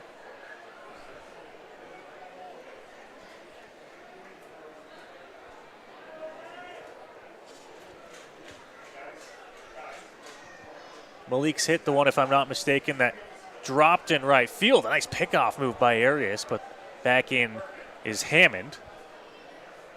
I did play my minor baseball with Malik a couple of years. Infielder back when I played with him, shortstop. Had a very good arm, but once he got into the Cardinals system, they moved him to the outfield. Runner not going. Hit off the end of the bat, foul territory. Perrier giving it a look, but this one's going to be far too long of a run for him. Lands in the Royals bullpen and a foul ball. 1-1.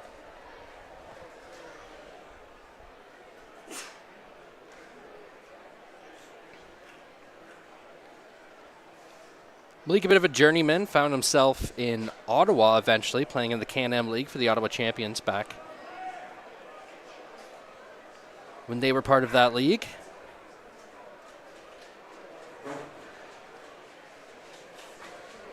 Journey now finds him in the IBL with the Royals. 1-1, fouled off, and that one looked like it hit Mullen on the leg.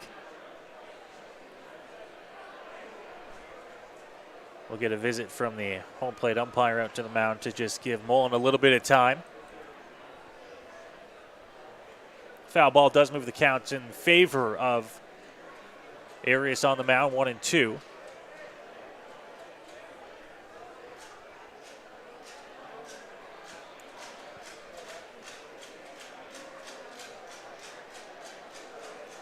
Hammond after the leadoff infield single at first. Not a huge lead.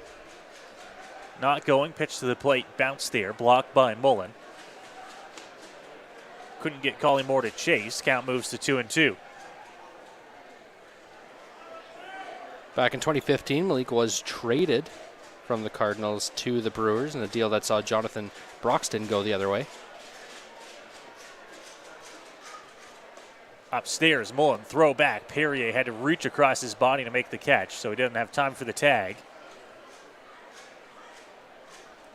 It's always interesting when guys you used to play with have that kind of journey. Josh Naylor, another guy I played with in my Ontario Blue Jays days, and seeing him go in the first round and get traded 2 or 3 times before settling in Cleveland was an interesting path to follow. 3-2, hit. Back to second, throw for McQueen, back to 1 in a double play. They caught Hammond off the bag. And it's a quick 2 outs on the board there for the Majors. Tough play there by Hammond. Obviously, the thing to do is as soon as you see the ball in that line, you got to freeze him and take a step back towards the bag, but a lot easier said than done. You want to get that extra step just in case that ball gets down so you can break up the double play. Kind of hung out to dry there was Hammond. But an easy 2 outs for the Majors, something they'll take. Chris McQueen making a nice snag, having the forethought to make a nice strong throw over to first. Positioned perfectly to make that throw as well was McQueen. As now with 2 outs, the first pitch from Arias to Justin Interessano now is there for his strike, 0-1.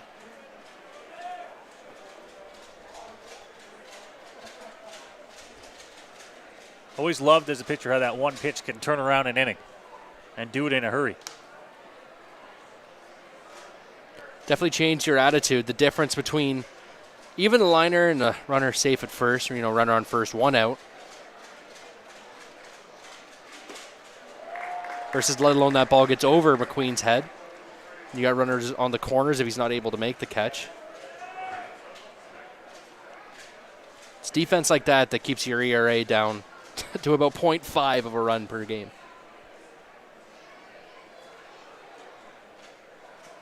One-two pitch coming to a Interessano. Arias with the delivery. Pulled out of the dirt from Mullen a little bit low, and the count evens up at 2-2. 2-2, stay hard here. Stay with the fastball. Try and get it by him. Let him beat you. Nobody on, 2 out. Nothing to really lose. Rear back, see if you can get a little extra juice. Get the crowd into it. 2s across the board here. And the delivery. Low again. Trying to keep that one out of the reach of the bat of Interessano, but it moves the count to full now at 3-2. If I'm Arias here, I don't know about you. I'd just come right at him. You don't want to mess around. Bases empty walks are the ones that tend to come around and score on you.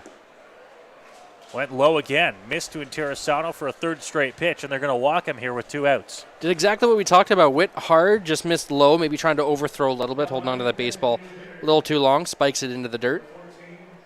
On back-to-back pitches, great job by Mullen there to make sure the ball stays in front of him, just using the glove to scoop it as he was down on one knee. That'll bring up Jeff McLeod to the plate. Are you a fan of the one knee? I don't think I'm not a fan of it. Very typical Noah Faction. Doesn't really make a decision either way. As someone who, if you put me in like a manager type role or a catcher coach type role, I'd rather you be comfortable whatever you're doing, right? If that involves going down to one knee, I'm not going to force you to stay up into the crouch if you're not as comfortable there. Well, you know what? It does allow you to get maybe some more strikes on the lower half, but what it really does is just save your knees. That's a lot of squatting, especially for a guy that plays every day like Mullins. It allows you to get down to that lower corner a little bit. Fouled off on the 2-0 pitch, and the count moves to 2-1. I'd be interested, not that there would ever be any way to get this stat, but I'd be interested to know how much longer on average a career could go if you were a one-knee kind of catcher. Right? You would think, like you said, it would save your knees. Did hear Caleb Joseph on the Blue Jays call. Off the end of the bat to first base, Perrier off the bag and the throw to the pitcher covering Arias to get the out at 1. It didn't look overly pretty, but it does the job and retires the Royals here in the top of the 4th. Sorry, as we were talking about there, I heard Caleb Joseph talking on the Toronto Blue Jays call, obviously a longtime Major League catcher, said he was talking to one of the home plate Major League umpires and just had to mention to him that, when a catcher's down on one knee, he is actually less likely to give him that lower half because he feels like he's cheated. He feels like even an umpire, when you have a ball that's just off the outside point, your glove moves back towards, they feel like you're trying to cheat them. It's just not the baseball they're used to. So there is a little bit of a negative as well if you get those, veteran, get off my lawn kind of umpires. We move along to the bottom of inning number 4. Started out as a sunny Friday night here. The breeze was blowing since we got to the ballpark, and it continues to blow. Hasn't really stopped as of yet. Temperature has dropped about 4 or 5 degrees, though. Noticeable up here in the booth with us. And the flag seems to be pushing a little less, maybe more towards right field than right center. And that's what the forecast said tonight. The temperature's going to drop by probably about 10 degrees by the time we're out of Labatt Memorial tonight. So if you didn't come to the ballpark with a sweater, a possible mistake as the temperature is dropping tonight. Some more giveaways in the crowd from the Fanshawe College folks. I'll tell you what, they had tables upon tables, tents and tents set up outside of the gates here. I'd like to think some of this is my tuition. All that tuition money years ago. Finally coming back to the teachers. You're welcome. For phone cases, bagged peanuts, and I think some T-shirts now making their way up. Do you think we can get one up here? A T-shirt? You're going to have to overshoot the last row of fans, make it through the small window, and land it up here in the broadcast booth. Knock every camera down just for a size small T-shirt. That I'm not going to be able to wear. That nobody in our family really is going to be able to wear. Sounds like fun.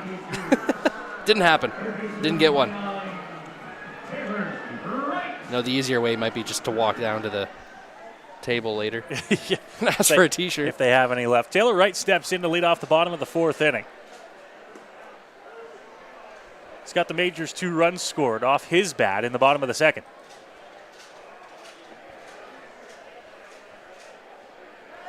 Last weekend, Taylor had 3 home runs. Caught him inside a little bit. This one loops into left center field. Coming over. Can't make the play as him. And Wright's going to think about going to 2, but now he scrambles back to first base with a leadoff single here in the bottom of the 4th.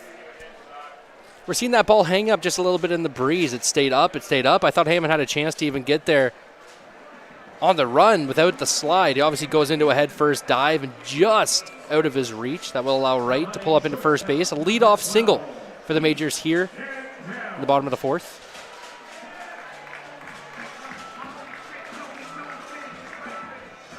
right? Swinging a very hot bat of late.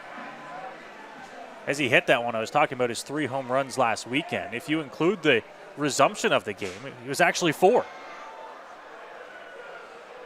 Fouled off the butt there from Candell, 0-1. And a very impressive one to dead center field, if I remember. That actually cleared the center field fence by probably 20, 30, 40 feet into the trees. Seen a lot of ball games here at Labatt, and that one might be the furthest home run I've seen hit to center field. It was crushed. And in game 2, Cleveland said, hold my bat, and did it in back-to-back at bats, driving balls over the left field fence. Pitch outside to Candell. Did Cleve say hold my bat, or did he say here, first row, have my bat? Because he launched it after those 2 home runs.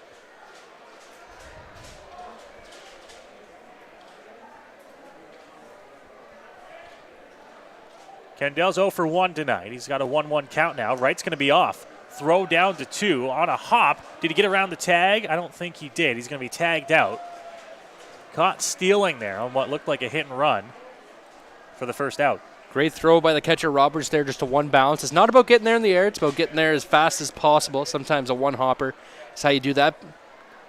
Wright really had no chance. He was a good 2-3 feet away from the bag when the ball got there. Just tried to dance around, wasn't able to. Tagged out. The Majors spoil leadoff single. Candell, right field, tracking back towards the fence, and it is gone!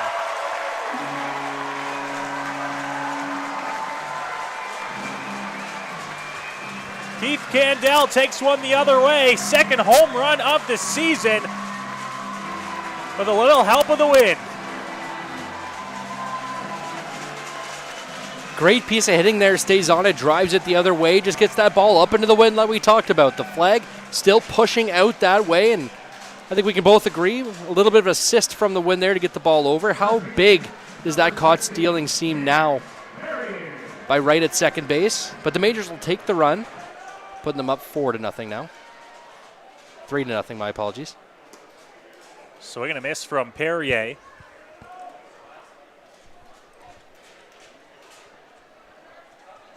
Big run here at the bottom of the 4th inning for Keith Candell on the home run.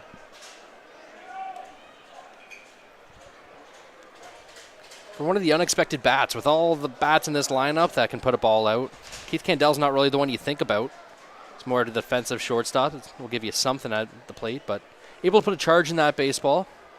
That's just how deep this Majors lineup is. When 1 through 9 can really do some damage here. There's no break for the pitcher, no break for Guerrero. 1-2 inside to Perrier. Both Roberts and Guerrero thought that was strike 3. Don't get the call, and it's 2-2. Now that one swung on and missed. So Perrier down on strikes for the second out here, and Guerrero's got 2 in the inning. Went back to that slider on the inside part. Locks Perrier up after the heat on the outside. Guerrero thought was strike 3. That'll bring up Chris McQueen. A solid single as the last at bat.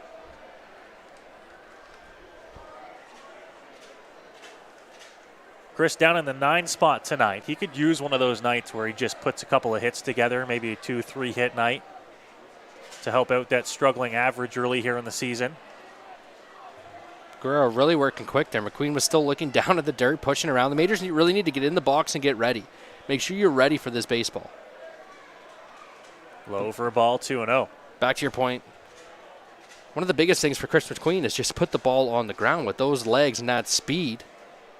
Make the defense make a perfect play. They can't make a good play. They have to make a perfect play to get McQueen on the ground, especially to the left side. 2-1 after the called strike. Crouch stance for Chris McQueen. Pitch.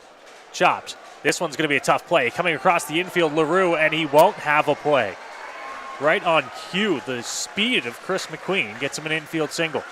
Say it, and it comes true. Just a little dribbler, a little chopper that gets over the pitcher. Once it gets past the pitcher, really no chance for any of the Royals infielder. LaRue was the one that came on and tried to make the play, but ball was just hit too softly. Really no chance. McQueen was 2/3 of the way down the line before that ball even got anywhere close to the Royal shortstop.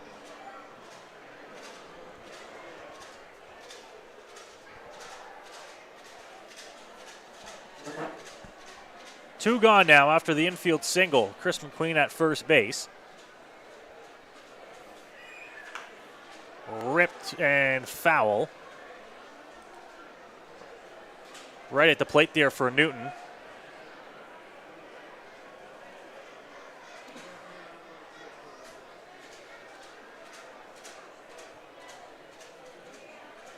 You put on Roop Chanderdad's hat here. Do you put Chris McQueen in motion with two gone in the inning? Especially with the leadoff guy. Chris hitting in the 9-hole gives you this opportunity. If he gets caught stealing, all that happens, you get a brand new at-bat for Newton, your leadoff guy.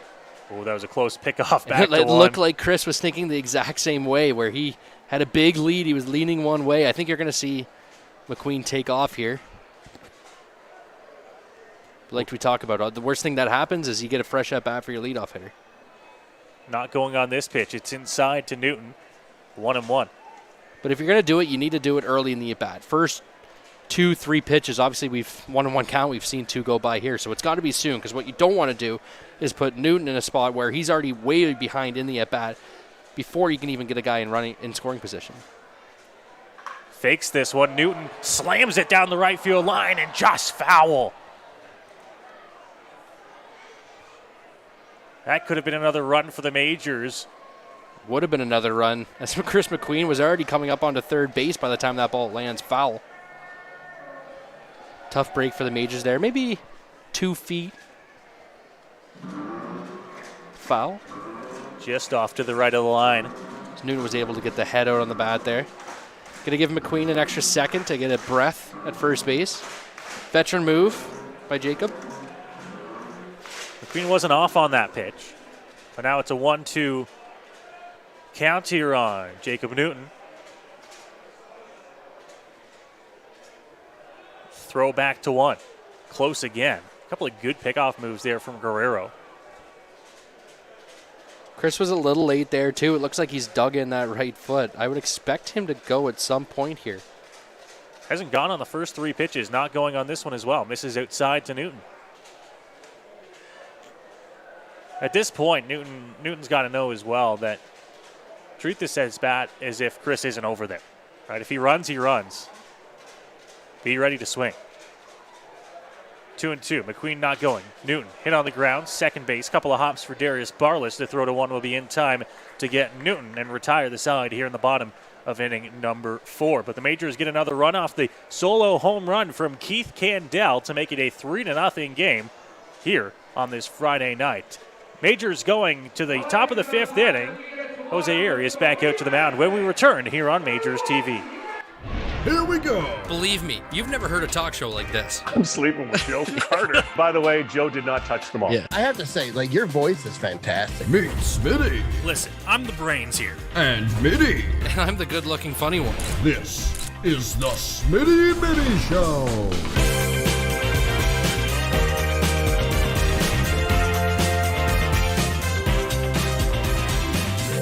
Catch new episodes of the Smitty and Mitty Show wherever you get your podcasts. Here at EatHealthyEats.ca, we believe that a healthy diet and good nutrition shouldn't have to be sacrificed for convenience. That's why we deliver the meals to you, so they're ready when you need it, even with your busy schedule. On our website, it's as easy as 1, 2, 3. Start by picking your meals from our seasonally curated menus made from local produce. And after that, the rest is up to us. We'll cook, package, and deliver your meals right to your door twice a week. Then eat and repeat. It's that easy. EatHealthyEats.ca, from farm to folks. Go beyond the scores and get to know the athletes who call the Forest City home. Game Day London brings you in-depth stories and conversations about London's major teams and athletes. Whether it's the London Knights, Nationals, or Lightning, or even your London Majors, Game Day London has you covered. For fresh and engaging sports coverage, visit GameDayLondon.com. Game Day London, a proud sponsor of your London Majors. Back here to Labatt Memorial Park. Here, Jose Arias on the mound for the Majors as we get set for the top half of inning number 5. 3-0, the Majors leading here. 2 runs in the bottom of the second, and Keith Candell, solo home run in the bottom of the 4th. The 3 runs across for the Majors tonight. We do tend to every now and then check the comments on our YouTube page, and can confirm Dave Middleton is a fantastic grandfather. I see he's in to there. 2. Dave in the comments on YouTube. Tends to brag about the kids quite often. All you have to do is have them on Facebook, and you've seen 100 pictures.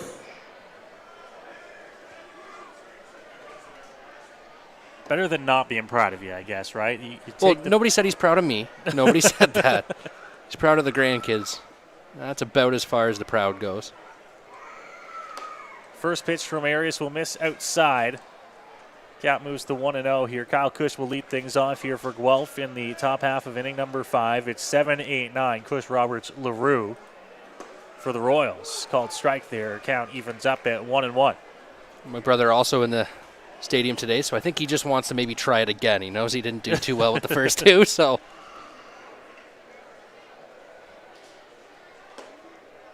Outside. Arias doesn't get the call. 2 balls and 1 strike here. Wind continues to move its way, blowing out to right center field. On the ground, first base. Perrier, 1 hop, picks it up. He'll take it himself for the easy out number 1 to start the inning.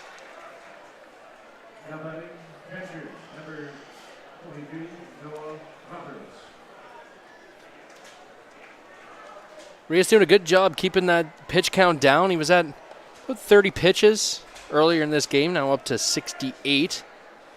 You would think he's probably going to go somewhere between 100, 110, probably somewhere in that vicinity. So hoping that can maybe get him 2, maybe 3 more innings, get you into the 8th. Majors would sure love that with the busy weekend ahead.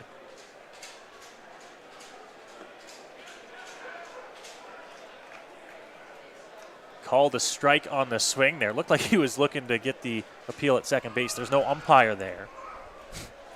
He was just calling it a strike on the swing. 0-2 here. Noah Roberts, the catcher. Pitch outside, and I think crossed up Mullen a little bit as that one hits off the mask.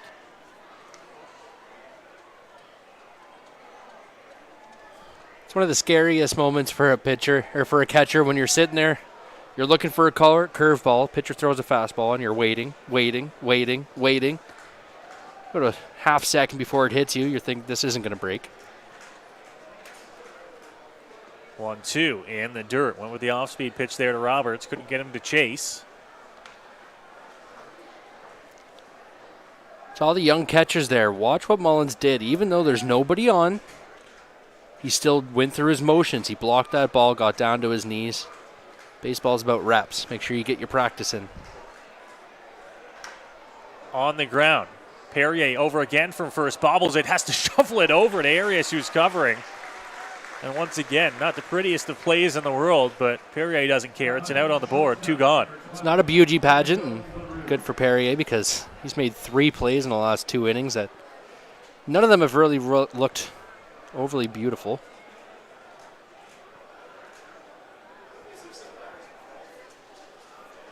That one kind of snuck out of his glove after the first hop.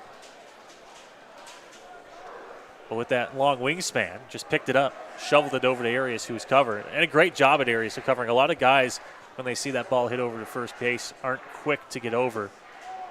But in that play, it's what got them the out. You practice that time after time after time. Pitcher's fielding position, you hop up and you'll maybe run over to first 10 times before the end of spring training, before the end of camp. Get balls back at you, bunts down the line, make sure you're always communicating with your catcher, your third baseman. There's a lot to being a defender as a pitcher, not just a pitcher. 0-2. They'll peel down. He said he went around. They'll have to complete the out at first. A strong throw from Mullen in time to get him. And Brando LaRue, strikeout victim to Jose Arias, who's now through 5 innings of work here on this Friday night. It's a 3-0 Majors lead as we head to the bottom half of inning number 5. Another good inning there by Arias. Really, it was only the first inning where he struggled just a little bit after that. It's been 0 after 0, keeping that pitch limit down. You really see why he is ERA leader in the IBL. Really hasn't been much threat since the first for the Royals.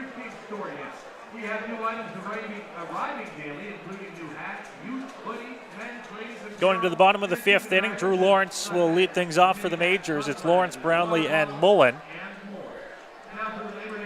The first 3 to greet Amelis Guerrero in the bottom half of inning number 5. 3 games in the IBL tonight, the out-of-town scoreboard. Kitchener is in Hamilton. The Majors will see Hamilton on Tuesday night here at Labatt Park. It's a 5-1 lead for the Hamilton Cardinals in the bottom of the 6th inning.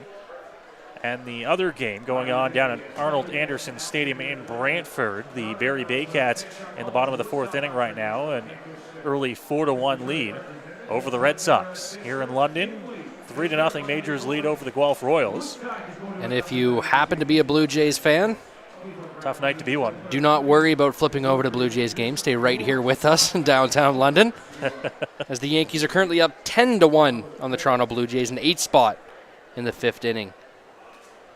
Doing in the Blue Jays there, so stick around with us as we have an amazing baseball game, 3-0 Majors. Drew Lawrence to lead off things here in the 5th inning for London.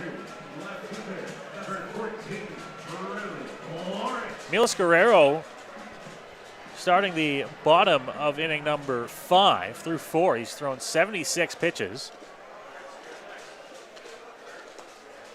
Drew Lawrence, just a cup of coffee with the Canadian Junior National Program, a program that has given baseball a lot of very talented baseball players in the recent past. Off the end of the bat, right field, coming on. Collymore there against the line, and he's going to make the catch. Lawrence is the first out here at the bottom of the 5th inning. You know, Canada was always seen as a hockey nation for a long time, still is, but our baseball program has really kicked up. Head coach GM Hamilton of the Canadian Junior Program, who we've had the opportunity to talk to, has done a very good job at teaching these young kids, taking them down to Puerto Rico, taking them down to Mexico, to Florida to play some major league teams there, give them some experience. Some guys like Bo Naylor, Josh Naylor, Mike Soroka, big names that came out of that program. Of course, Lawrence, member of that club, but right during the heat of the pandemic, didn't get a whole lot of chance to travel with the team as Brownlee hits one off the end of the bat, left center field. And there to get it, Dalton Pompey for out number 2. It's like Pompey struggled a wee bit at the end there, maybe just getting into twilight where that baseball slides into the midnight or to the night sky effortlessly. Was able to find it late. And that'll bring up Robert Mullen here with 2 gone in the inning. Good start to the inning here for Guerrero. 4 pitches, 2 outs. First pitch to Mullen to the backstop for ball 1. And as we talked about, we've been talking about Arias all day and keeping the pitch count down, and we'll check in on Guerrero here. 81 pitches. Trying to get through this 5th inning. Doing a very good job himself. A little bit elevated. Mullen going to step out now.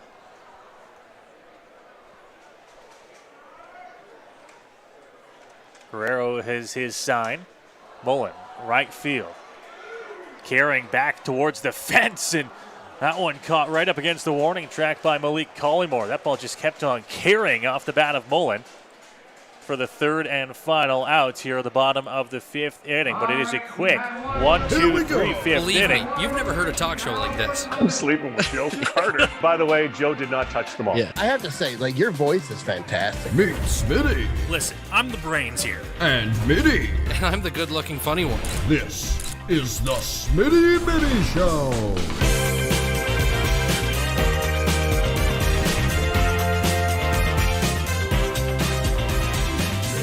Catch new episodes of the Smitty and Mitty Show wherever you get your podcasts. Here at EatHealthyEats.ca, we believe that a healthy diet and good nutrition shouldn't have to be sacrificed for convenience. That's why we deliver the meals to you so they're ready when you need it, even with your busy schedule. On our website, it's as easy as 1, 2, 3. Start by picking your meals from our seasonally curated menus made from local produce. And after that, the rest is up to us. We'll cook, package, and deliver your meals right to your door twice a week. Then eat and repeat. It's that easy. EatHealthyEats.ca, from farm to folks. Go beyond the scores and get to know the athletes who call the Forest City home. Game Day London brings you in-depth stories and conversations about London's major teams and athletes.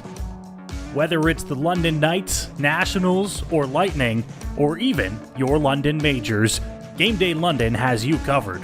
For fresh and engaging sports coverage, visit GameDayLondon.com. Game Day London, proud sponsor of your London Majors.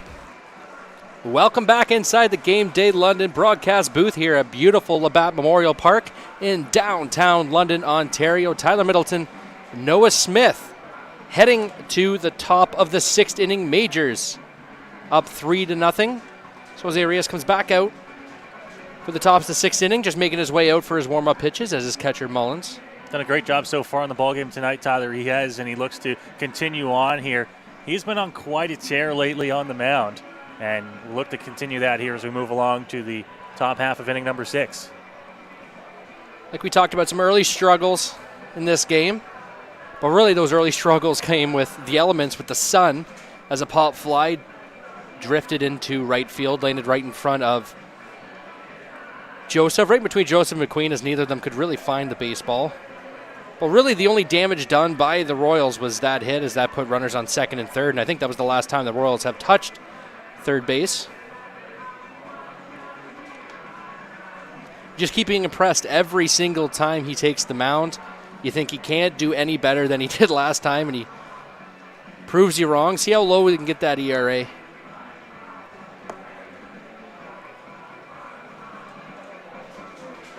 It'll be the top of the order here for Guelph in the top half of the 6th inning. Pompey, Barless, and Hammond.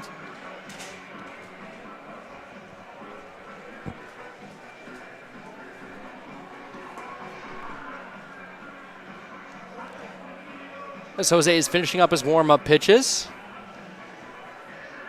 As Noah mentioned there, we will see the top of the Royals lineup. Pompey, Barless, and Hammond coming to the plate. Pompey, maybe the expectations a little too high, as they maybe should be coming from professional baseball. A couple flyouts tonight. That first flyout, though, he took it within 12 feet of going out of here to the edge of the warning track in deep right center field. And then the second time, Drew Lawrence came on and robbed him of a hit in shallow left center. Still 0 for 2. First pitch of the innings, bunt out. Pompey bunted down the third base line. Right comes in, makes the play on the run. Gets him by his step. Beautiful play by the Majors' third baseman. That's one gone on one pitch. Can't get much more efficient than that if you're Jose. What a play coming over from third base. Taylor Wright.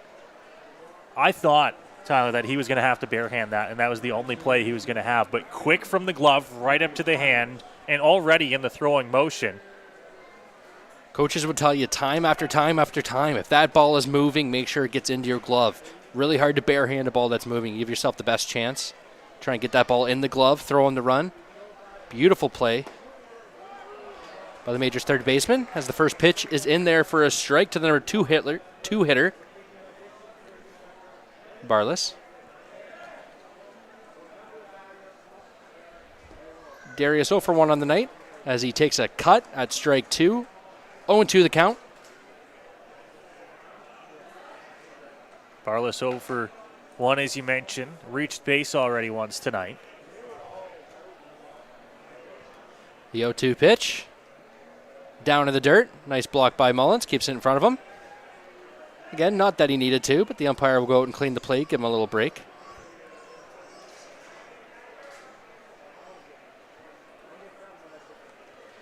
Lights shining over beautiful Labatt Memorial Park. We thank you for joining us here in the top of the 6th. 1 gone. Majors leading 3-0. Zarias comes to the plate, the 1-2 pitch. Curveball taken for strike 3, called. Froze him. 2 gone in the inning. Well, a nice pitch there from Arias as he drops in the off-speed pitch. No answer there for Darius Barless, who's down on strikes. And quickly, 2 gone here for the Majors right-hander in the top half of the 6th inning. As Ethan Hammond strides to the plate, we haven't seen many of those curveballs tonight from Jose.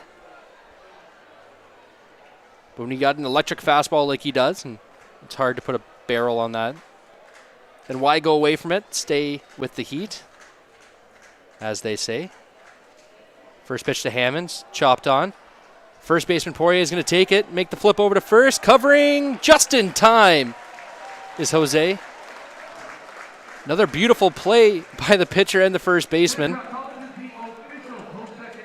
They will take the Monopoly second place prize in the beauty contest for that one. And that's another time tonight that Arias and Perrier over at first base have had to come up with a quick play. Perrier's been taking the ground balls, and then that one quickly able to get it over to Arias, who steps a foot on the bag and retires the side. Another quick inning there for Jose Arias, who's now through 6 tonight. That one definitely a harder play as Poirier had to come in onto the grass a good ways, and that's always tougher because you're going back across your body to try and get to the pitcher. Obviously, first baseman cutting in front of the pitcher, getting in his way, trying to get to the bag. And then, of course, there's the whole trouble of once the pitcher does have the baseball, trying to find the bag. He was a little bit late getting off the mound.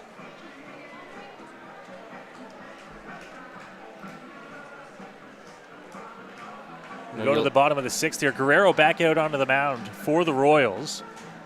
We haven't seen anybody start to get loose yet. Guelph also a busy weekend for them, so you imagine that they're going to try to get a few more innings out of Emilis Guerrero, who by all means, it hasn't been a bad start for him. 3 runs for the Majors and a 3-0 lead. Fantastic start against a very potent Majors offense. Only 3 runs, 6 hits scattered over those 5 innings. A couple errors behind him.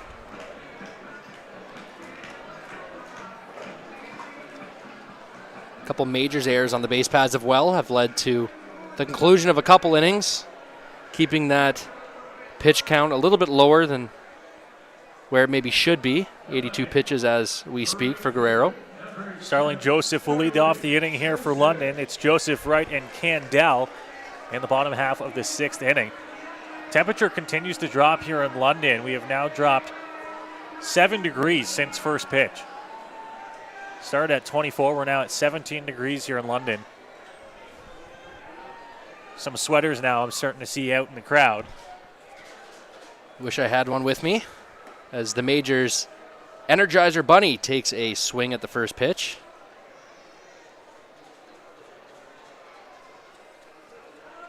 Someone ever comes up to you and asks where Starling Joseph is on the field, look for the guy that's dancing. Strike 2 was taken as Joseph tried to call time. As we talked about all day, Guerrero's been very quick. Major standing in the box as soon as they are even got 2 feet in that box, he's set, ready to go. Time was just too late for that home plate umpire. You can ask for it, but it's got to be granted. Now the 0-2 pitch is taken outside. It's always frustrating for a hitter. When you feel like you're not ready, you call time. Once you start backing out, there's really nothing you can do. Just take the pitch and hope it's a ball. Yeah, and he started backing out there and had no way to get back into the box in time. The 1-2 pitch is fouled out of play right behind us.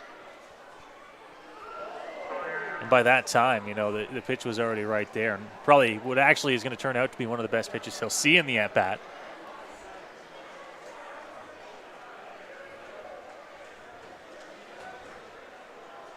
One, 2 in Guerrero's favor. He's into his windup in the pitch. Fastball on the inside part, fought off, down for a base hit for Joseph.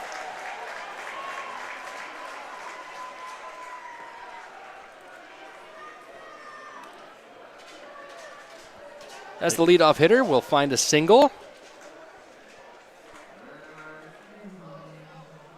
Joseph on here to lead off the sixth. Just fought that one off the other way. Dropped it in front of Malik Collymore, who's playing him fairly deep out in right field with the wind blowing out. Put his glove up, and I don't know if that was to shield it from the lights or if he was just trying to fool that he had a play on that ball that was a good 60, 70 feet in front of him.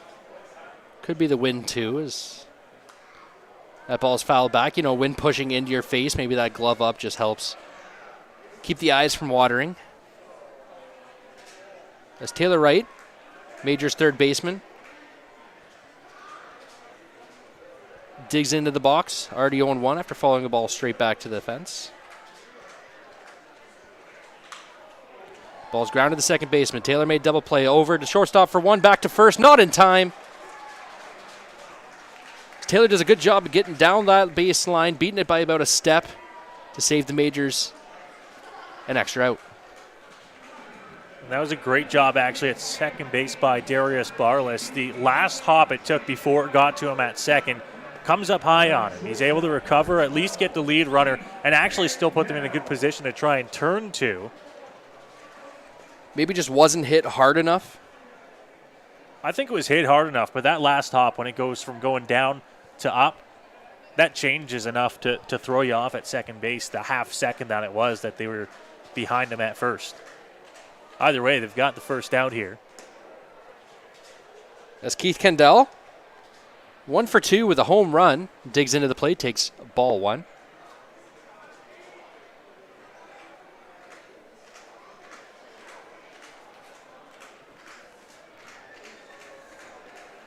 Ball one pitch. It was just outside, but swung on and missed by Keith Kendall. Now 1-1. Don't know if Keith was expecting something else there on 1-0. But he swung at that off-speed pitch outside like it was going to be a fastball right down the middle. A lot of sliders today from Guerrero.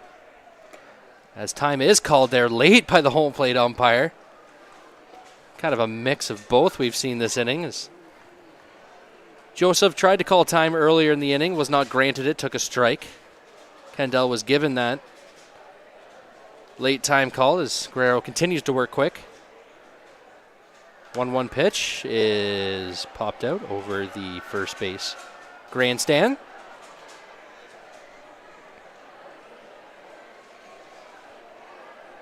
Count moves to 1-2 here on Kendall. Guerrero actually had Kendall in a 2-strike count his last time up, and that's when he took the pitch over the right field fence. Ball's hit hard again into the outfield. It's going to be another base hit. Right, we'll move up to second as Kendall takes his place at first. Turning into a nice night for Keith. Now 2 for 3. That always feels good as a hitter as well. Not only just having a good night at the plate. He's gone deep and he has a single in 3 at-bats. But he's done it on 2 strikes. Get behind in the count, you fall behind. That one was on 1-2. And you're still finding ways to get on base with base hits. We're going to see a pinch hitter now as Dan Perrier is going to be taken from the game, and Gibson Kresminski will come in to pinch hit. Kresminski, the switch hitter, is going to dig into the left-hand box here. As maybe wonder what could be up with Poirier. Hopefully everything's all right. Didn't tweak something on that last play, maybe. Majors also with the bat of Kresminski want to get him into the game if they can.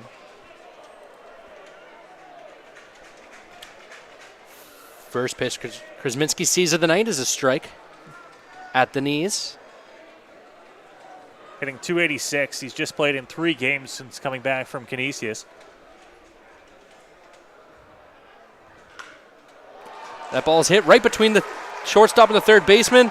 Joseph is going to come home and score. The pinch hitter, Kresminski, does a great job at just pushing that ball into left field as Wright scores to give the Majors a 4-0 lead. Great piece of hitting there. That's why you bring Kresminski into the game as he takes that one the opposite way between the shortstop and third baseman. And it's an RBI single there for Kresminski. Majors now up on top 4-0 here. Still 1 out in the inning. And Chris McQueen now will bat.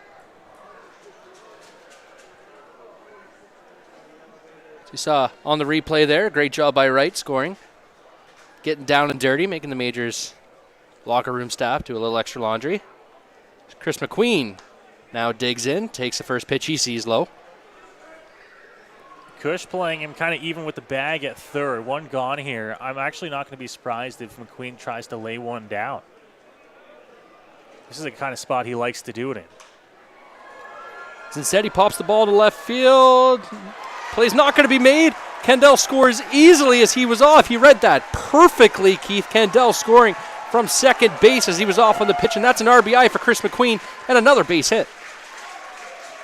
You cannot understate how beautifully that was read by Keith Candell at second base. He knew that was a bluff from Hammond out in left field, reaching up to act like he was going to catch the ball. Keith had a perfect view at it, and he scores easily from second. It's 5-0. The top of the order for the London Majors as Jacob Newton comes in, and don't want to harp on it, but it was really impressive, the read on that baseball by Keith Kendall. How hard it is to score from second base on that play. Not a lot of players in baseball, in the Intercounty Baseball League, will score on that play. Just another threat the Majors can bring to the plate.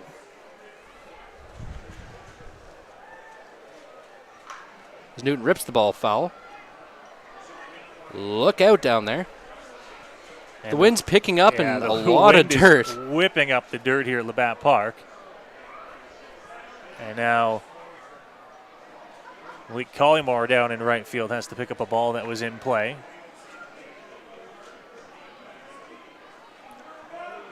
So Guelph Royals starting to make their way down to the bullpen. We will get you the name of who's down there as soon as we can. As Guerrero's set and coming to the plate. Ball's put on the ground to the second baseman. Flip to shortstop for one. Back to first for two. And that will end the Majors in the bottom of the sixth. But 2 runs for the Majors puts them off to a 5-0 lead. As we will head to break, you're listening and watching Majors Baseball. Here we go. Believe me, you've never heard a talk show like this. I'm sleeping with Joe Carter. By the way, Joe did not touch them all. Yeah, I have to say, like, your voice is fantastic. Meet Smitty. Listen, I'm the brains here. And Mitty. And I'm the good-looking funny one. This is the Smitty Mitty Show.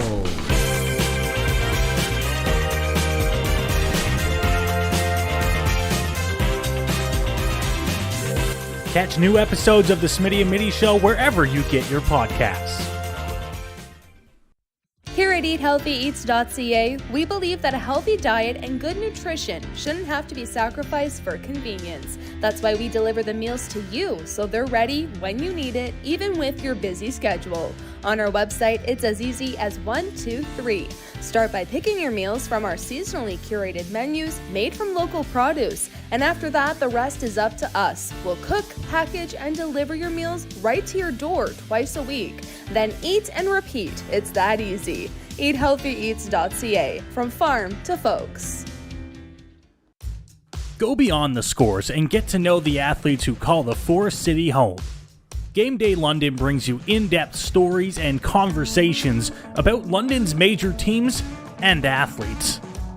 Whether it's the London Knights, Nationals, or Lightning, or even your London Majors, Game Day London has you covered. For fresh and engaging sports coverage, visit GameDayLondon.com. Game Day London, a proud sponsor of your London Majors. Welcome back inside the Game Day London broadcast booth here at beautiful Labatt Memorial Field as we take a look at the Canadian flag blowing majestically in the wind. Blowing is an understatement. The wind has been howling here all night long and just continues on there. You probably heard us talking about how all the dust and dirt that was brought up when there was some big gusts in the bottom half of the sixth inning. I feel like the wind is picked up. It's, of course, a lot chillier here as we make our way along. We've dropped already 7 or 8 degrees since first pitch, and that's just going to continue on. But the Majors' bats are anything but chilly. 5-0 lead here. as we go to the top half of the 7th inning. We talked about before the game how we could see this being a high-scoring game. You know, obviously we've mentioned the wind blowing out tends to carry baseballs. As Malik Collymore will dig into the box. 1-for-2 on the day. Defensively for the Majors here of note, with Chris Minsky coming in replace of Perrier. Taylor Wright's actually going to slide over to first base, and Chris Minsky will go to third. Strike one is taken by the Royals cleanup hitter.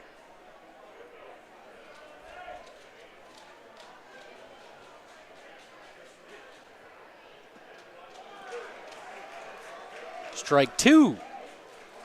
As Rios gets himself a big lead in the count.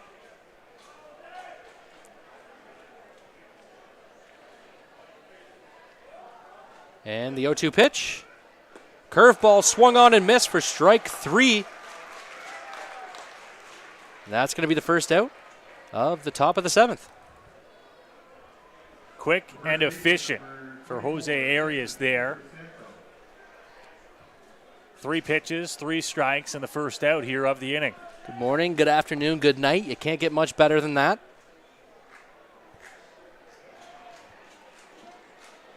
As this is going to be Justin Interessano at the plate. Thank you. First baseman. 0-for-1 so far. Sometimes I hop on to do this for you, give you a little break, but it's hard to see across the field or across the desk. That ball is chopped on and fouled behind the plate.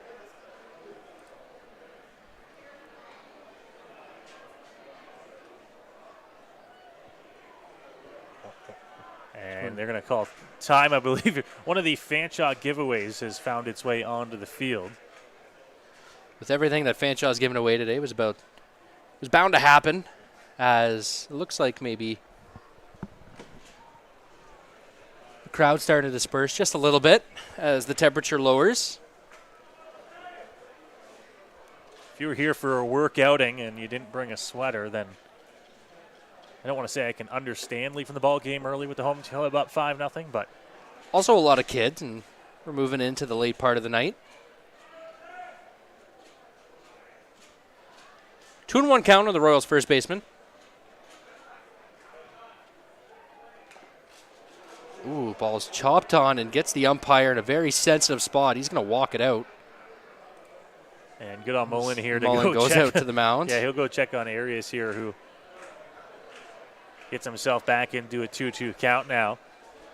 Interessano batting with 1 out in the inning, trying to kickstart any sort of rally he can for the Royals. They have just 2 hits so far in the ballgame. One of those a borderline error, a mistake out in right field when they couldn't read it off the bat with the sun in the early innings. Sun is long since gone. The night sky hovers over top. Beautiful about Memorial Park.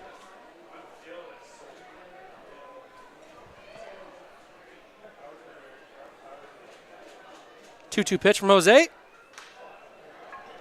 Is hit to the right side. It's going to squeak through for a base hit as Chris McQueen lays out, but just can't get there. Ball's back in. That's going to be a 1-out base runner for Guelph.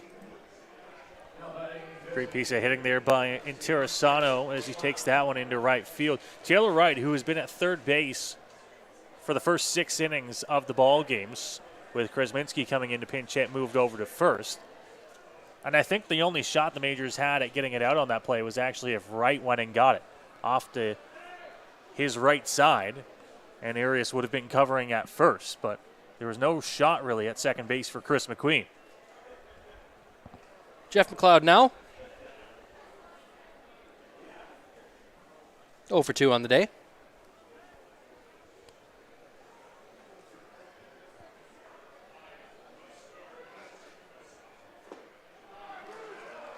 Pitch is taken for a strike. It's going to even up the count, 1-1.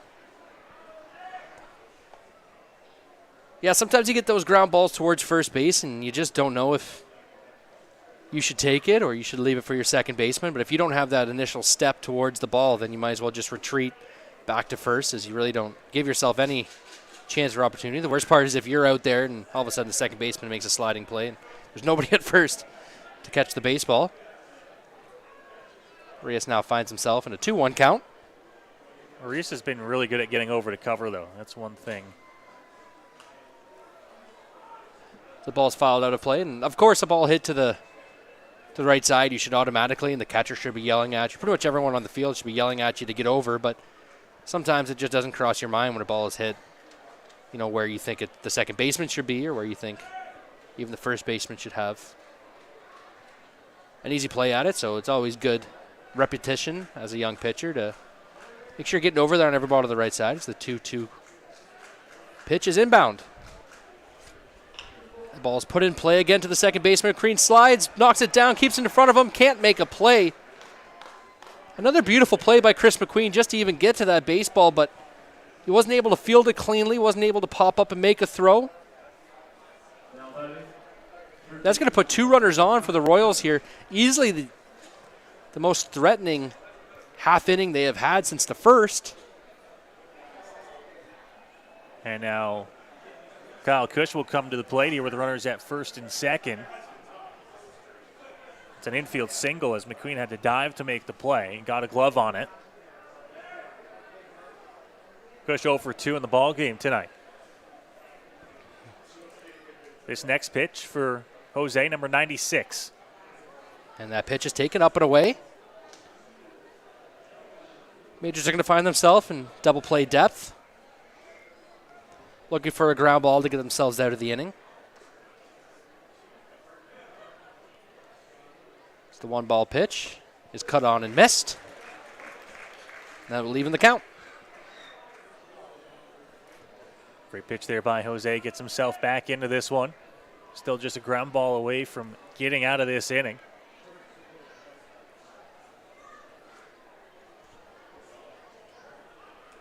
One's bunted at and fouled straight back. You know, that kind of shows where the Guelph Royals mentality is right now. When you're facing a pitcher as hot and as good as Jose Arias, you need to get runs any way you can, and if it's bunting a couple base runners up and giving the on-deck batter and Roberts an opportunity to drive in a couple runs, and that's what you got to do. But instead he fouls it back, and we got a 1-2 count. 1 out as Jose comes set. He lifts the leg and he delivers. Fastball up and away, swung on and missed. For strike 3 now, 2 down. Jose reared back a little bit, grabbed a little bit more on that fastball, and he pushed it past Cush for the strikeout. Out number 2 here in the inning, and now looking for that big third out here on the top of the 7th. At 99 pitches in the ball game. Still no action down in the Majors bullpen.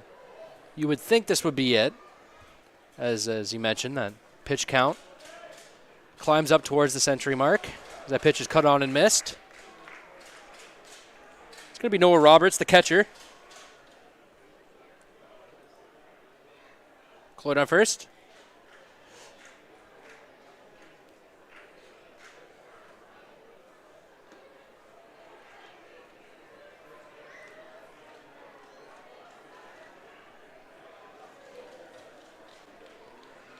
One's the count. Down the Majors bullpen, you got some guys standing, talking, trying to stay warm. Nobody grabbing a baseball or stretching quite yet, but you got to think we're getting close to the end of the day. Jose Arias. The 1-1 pitch is taken down. I'll make it 2-1.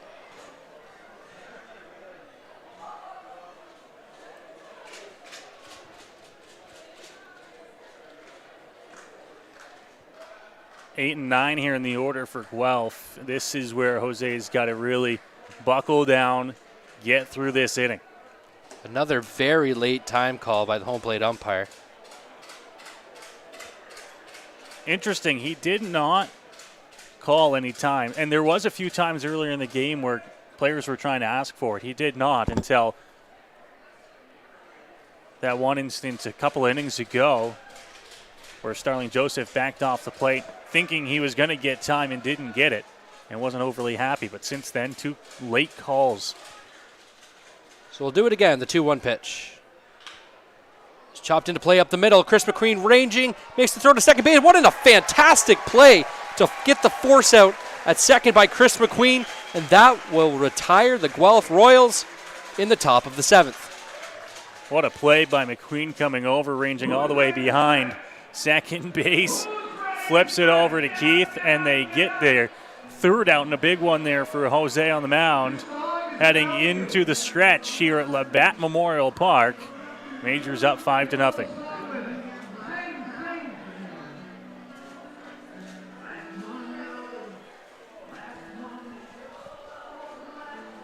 Do it for the Majors in the bottom of inning number 7. Drew Lawrence, Cleveland Brownlee, and Robert Mullen.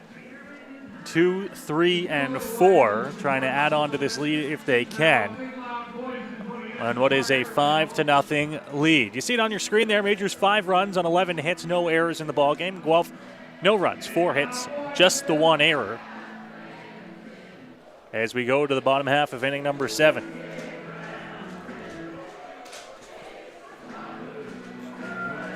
Emilis Guerrero, notably still on the mound here for Guelph as well. As I take a look down at the bullpen, looks like Majors manager Trinidad's down in the bullpen. It's going to get somebody warm, at least starting throwing, as the Royals have 9 and then top coming up in the top of the 8th inning. And as we talked about, Jose Arias is getting up there in pitches, probably nearing the end of his day. Probably don't want him to face the top of that Royals lineup one more time. No one's stretching it enough to make me think that Jose's night is done. Guerrero in a similar boat. When he steps on the mound and throws the first pitch of this inning, it'll be number 100 for him.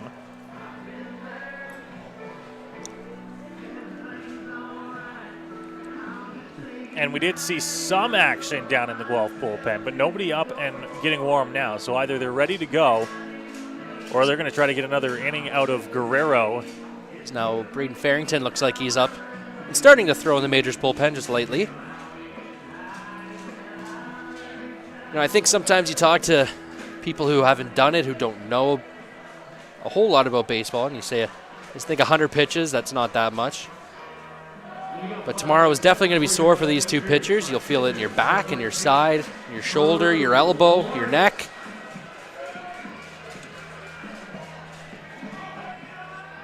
Drew Lawrence steps in to lead off the bottom half of inning number 7. Stretch time complete here at Labatt Park.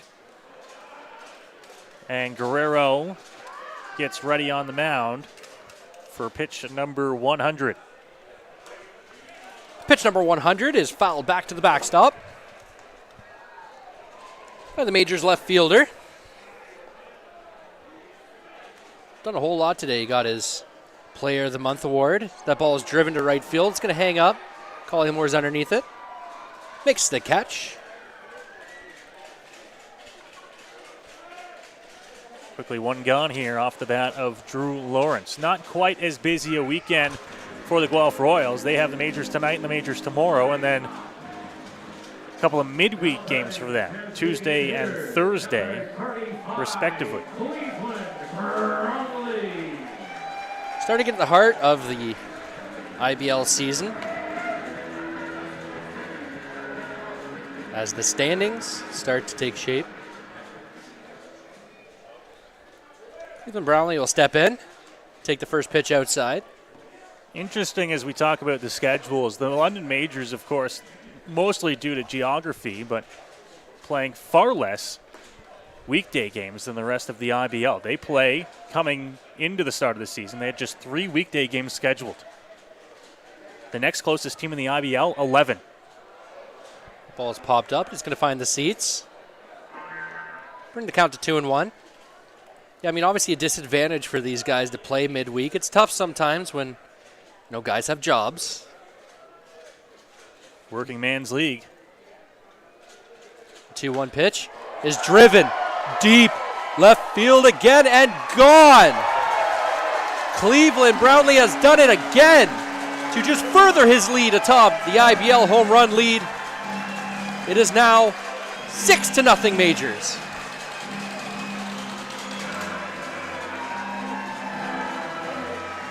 Cleveland Brownlee giving the fans that have packed into that park tonight what they wanted to see.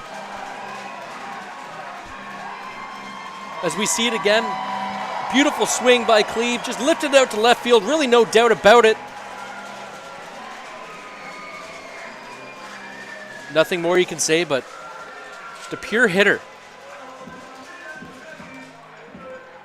Always a treat to watch Cleveland Brownlee bat. That is his 7th home run of the season in his 11th game. And second one that I've had the opportunity to call, so thank you, Cleve. As Mullins has the tough duty of stepping in after that, taking strike one called. And we do now see action down as Braden Farrington begins to throw in the Majors bullpen. Let's hit up the middle. Great sliding play. Throw is wide to first. That is going to allow Mullins to reach safely. Another beautiful play by a second baseman. The slide tried to throw from his belly. It just came across his body, threw it up the baseline. Goes down as a base hit. I think Barless maybe had the wind knocked out of him, taking a little lap around the infield. We've had a little bit of everything today in this ball game. Couple home runs by the Majors, some beautiful defensive play, some great pitching on both sides.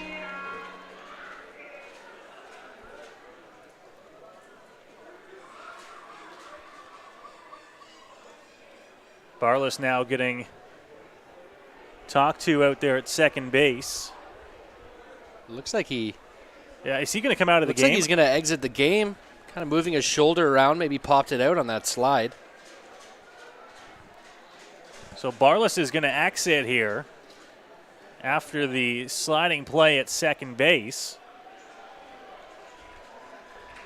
It's unfortunate for the Royals' second baseman, as you obviously never want to see that happen, but a fantastic defensive play.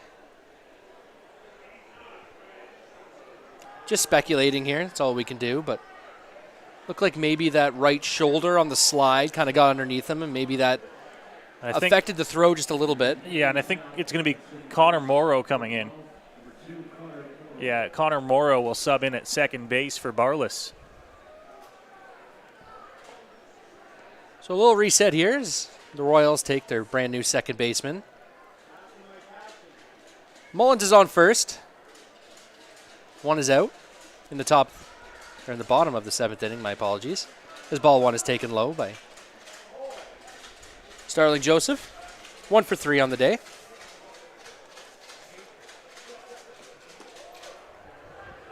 Ball 2 is taken down and away. Cold breeze blowing in from the left side here of Labatt Park. Swung on a miss by Joseph. Healthy hack there, but it's going to go down as strike one. 2-1 count. Got a piece of it at the plate there. Majors have opened it up to a 6-0 lead now.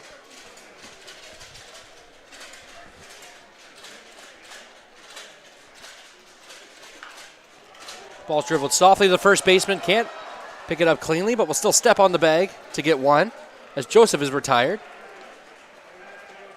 On the 3 unassisted. Don't know if there was an opportunity to turn 2 there. It would have been a tough play by that first baseman. Pick it up, make a strong throw to second, get back to the bag. So I don't think Guerrero would have had an opportunity to get there.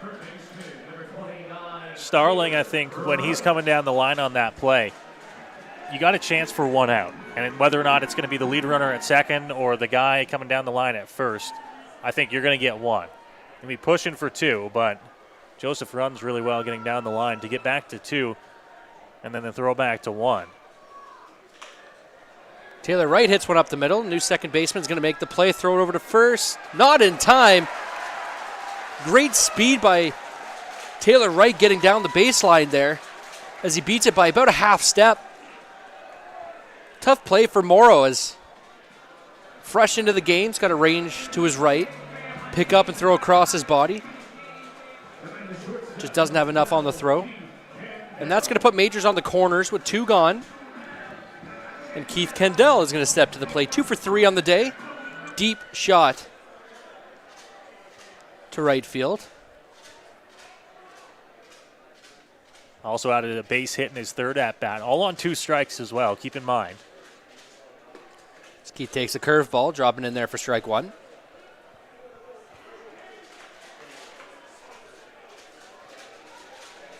Sounds weird to say, but even with 6 runs scored by the Majors, great job by Guerrero tonight, just keeping the Majors offense a little bit at bay as that ball is popped over the first base side. Really hasn't seemed like one of those games where the Majors have had 13 hits and 6 runs.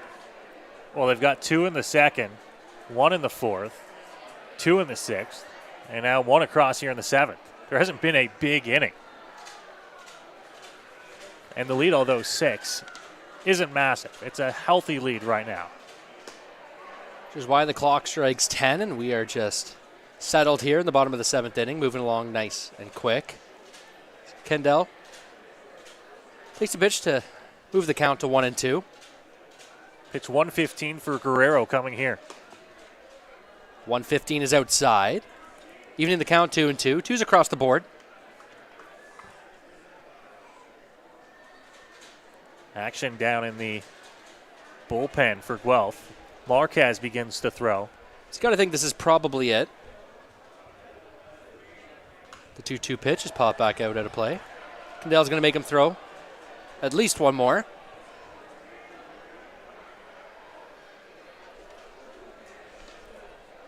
Farrington looks ready down in the Majors bullpen as well, as he awaits on what I would imagine might be the 8th inning for him. I didn't look close enough to see if there was handshakes for Jose on his way off the field in the 7th. Didn't quite see handshakes, and Farrington was up pretty late. I wonder if getting the runs here and a little bit of extended time sitting down, I think that might be. What if it's maybe see if Jose can get out there and get us through one more. As the 2-2 pitch is outside, and that's going to move the count full. And the Majors runner on first. Taylor Wright's going to be off on the pitch. He's going to get a little bit of a head start. The Royals catcher, Roberts, just reminds everybody of that. And Guerrero set with the 3-2 pitch. Curveball broken, bad pop to the shortstop. Catch is made. Kendall's retired, and so are the Majors in the bottom of the 7th. We're going to head to break. You're watching Majors Baseball. My name's Tiffany Creasy, and I take care of the sales and marketing at Rickard Promotions and Recognition. Some of the things that we do at Rickard Promotions and Recognition is we bring your brand to life. We kind of put your logo on anything that you can give away or brand, and we can service clients right across Canada. At Rickard Promotions and Recognition, we can take care of your designing of your logo for any artwork that you need done for the branding. And a lot of people don't realize we can do that here. We also have our in-house production that we take care of your order from start to finish right here at our one location. So with keeping everything in-house from graphic design to in-house production, we're able to get you your order a lot quicker with a faster turnaround time. We'll help gather your ideas together, give you some options to kind of narrow down the search for you, whether it be from your apparel to promotional products. And from there, we'll get your mock-ups done, proofs done, order done, and the quality control is right there all along.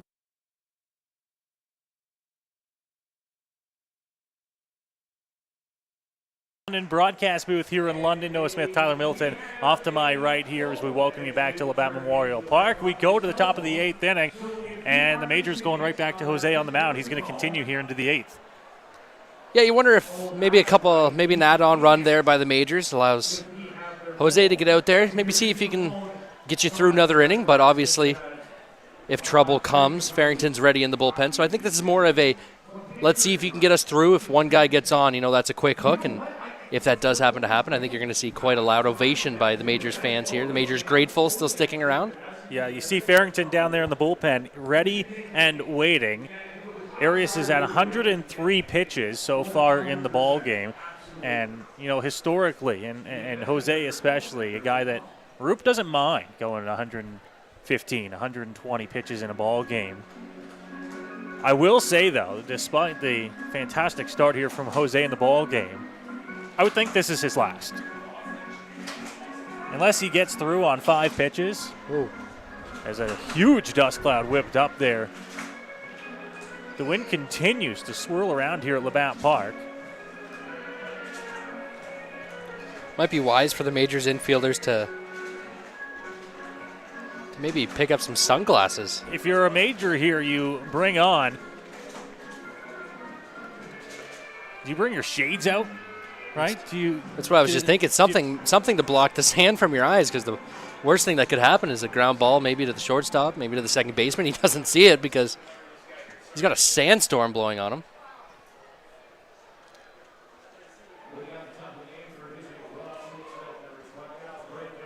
So Brando LaRue lead things off here, top half of the 8th inning for Guelph. And now Jose, pitch 104, will start the 8th inning. And it's going to hit him.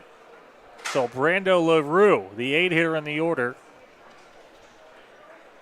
pardon me, the 9-hitter in the order for Guelph, will turn over the lineup with a hit batter to start the 8th inning. Majors manager Rupe is just kind of stepping out of the dugout, kind of unsure, it looks like, what he wants to do.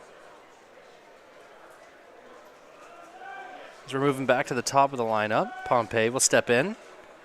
The former major leaguer. Trying to find his way into the hit column here in the ball game.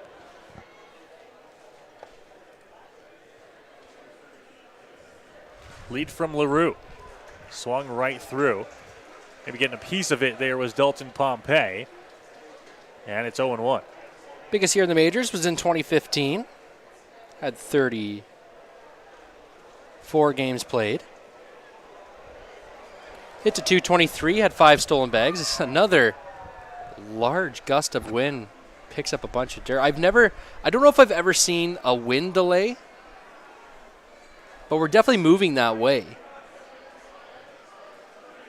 There is debris just being thrown around the Labatt Park sky. I just saw a branch coming out of the tree there.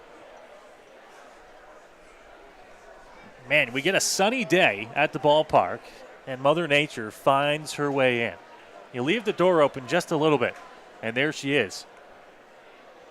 Fortunately, I think this might be my last Majors call, because every time I seem to come, Mother Nature rears her ugly head. Well, we got a break in the wind gusts here. Arias ready on the 0-1 delivery to Pompey. It's upstairs for a ball. Count evens up at 1-1.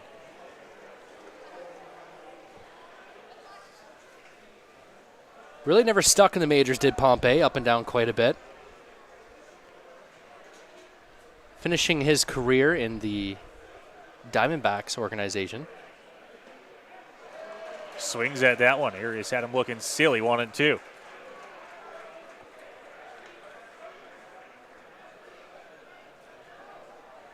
Brando LaRue, after getting hit by a pitch, stands at first base.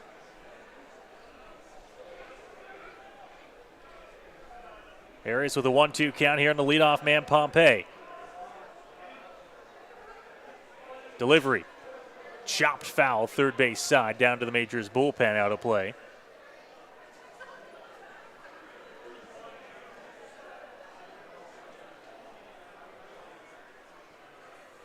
Still a good crowd on hand here at Labatt Park for this one. If you're at home watching, reminder that the London Majors 11th annual Pack the Park game is on Sunday afternoon here. I've been told some tickets still available. Swing and a miss, and Pompey is down on strikes for the first out of the inning. Very uncomfortable swing for Pompey. The last 3 swings really were just really no gumption. Like he didn't have a feel of what was coming, just trying to foul it off there, was unable to get a piece, and he's down swinging.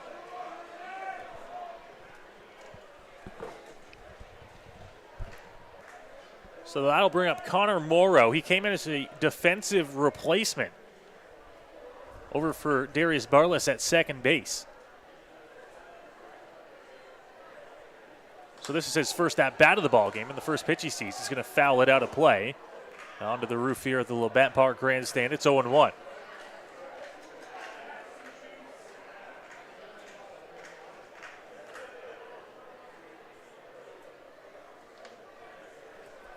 little bit of an extended step out there for Connor Morrow.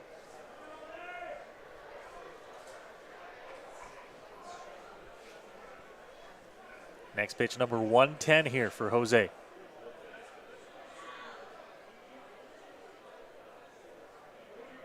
Ready in the delivery.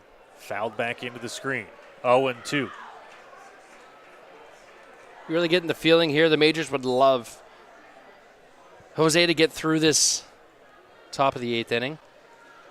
Just leave the 9th for Farrington, so anything he can do to try and get out of here in a hurry. But obviously the higher the pitch count goes, the higher the risk of injury. So you don't want to get too high. Grabs his sign for Mullen. Here's the 0-2 delivery right down Broadway. Morrow's looking at it, and he's down on strikes for the second out.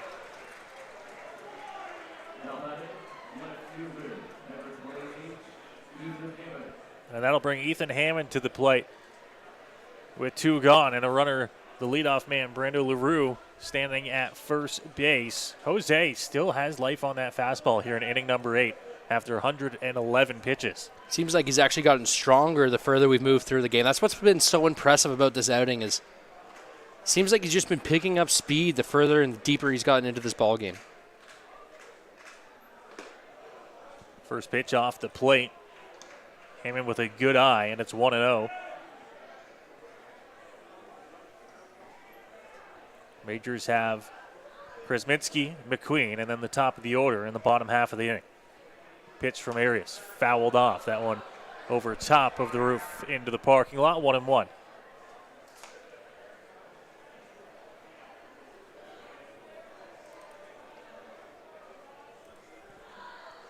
You got to think no matter what, this is probably Jose's last batter. What I'm assuming will be a nice thunderous applause as he leaves the mound. Ready the 1-1. Right back up the middle. Jose dodging to get out of the way of it as that one's into center field. Bobbled now by Newton, and that's going to allow the runner to move up as LaRue takes advantage and goes to third.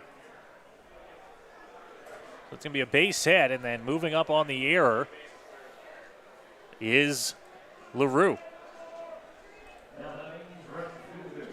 And now Roop Chanderdat will come out to the mound. And we'll see if that is the end of the line for Jose Arias.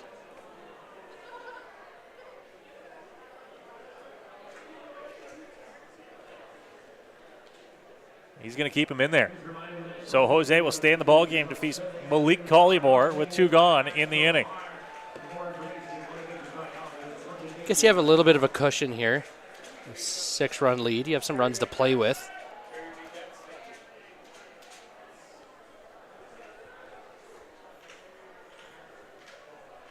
Runners at the corners, 2 gone here in the top of the 8th inning. Malik Collymore's 1 for 3 in the ballgame. First pitch, called a strike, outside corner, and it's 0-1. You also got to be worried about Farrington down in the bullpen. He's probably thrown, 20, 30, maybe 35 pitches in that bullpen. They don't count towards the pitch count, but they definitely count towards the arm hurt. Chasing a nice off-speed pitch is Collymore, and Arias now way up in the count, 0-2.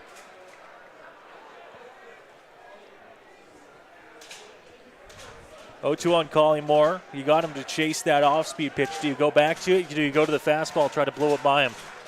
I'd probably come inside with that fastball, see if he's going to lean out over the plate, see if he's expecting that curveball again, see if he can jam him on the inside part. Mullen sets up outside. 0-2. Fastball. Oh, good location. Doesn't get the call. And it's 1-2. Pitch was just outside, a pitch that we have seen called a strike tonight, but doesn't go the Majors' way. 1-2 again. And that one's going to get back to the backstop, and a run will come in to score. And it is a 6-1 ball game.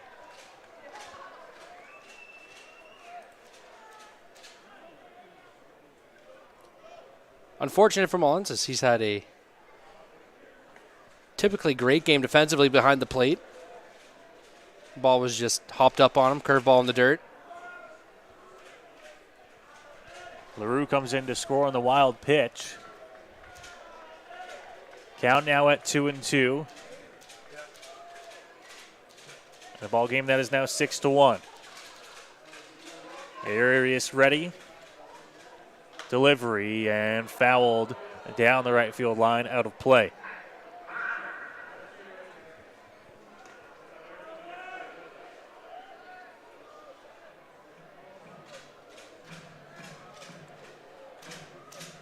Runner at second with a 2-2 count and 2 out here in the inning. Arias trying to get through the 8th.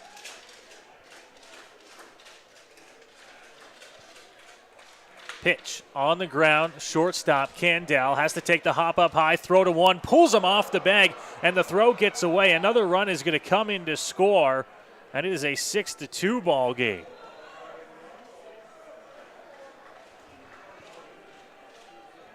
And that will be the end of the night for Jose Arias. As it looks like the Majors, whose lead now just goes to a 4-run lead, are going to need some help from the bullpen to get through the 8th and beyond. Braden Farrington will come into the ball game when we come back. You're watching London Majors baseball here on Majors TV.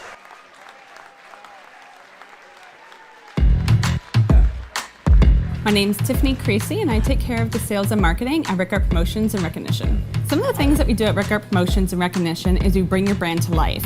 We kind of put your logo on anything that you can give away or brand, and we can service clients right across Canada. At Rickard Promotions and Recognition, we can take care of your designing of your logo for any artwork that you need done for the branding.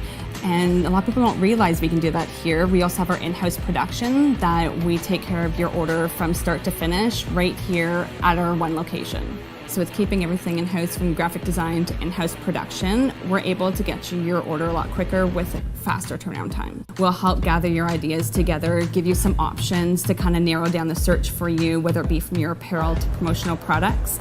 And from there, we'll get your mock-ups done, proofs done, order done, and the quality control is right there all along the way for you.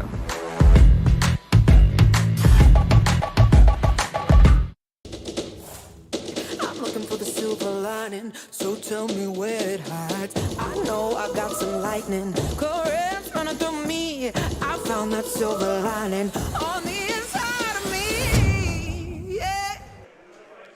Top half of inning number 8. We continue on here at Labatt Memorial Park, and into the ball game is Braden Farrington as the night comes to an end, although the book not closed on Jose Arias, as he works into the 8th inning here, but leaves a runner on after 2 runs have come in to score here in the 8th. It's a 6-2 ball game, and now Farrington will look to try and get the final out here of the inning, and probably the final 3 in the ball game, although the Majors do have another arm getting warm down in the bullpen. Farrington now trying to get out of the 8th.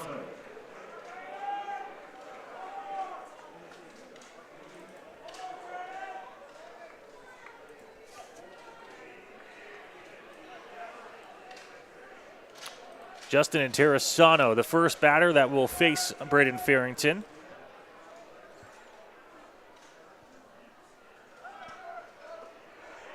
Ball throw down to 2 and a stolen base there. A ball came back from the bullpen and now sits on the infield. Is that a ball or is that a piece of trash? No one's really in any rush to get it.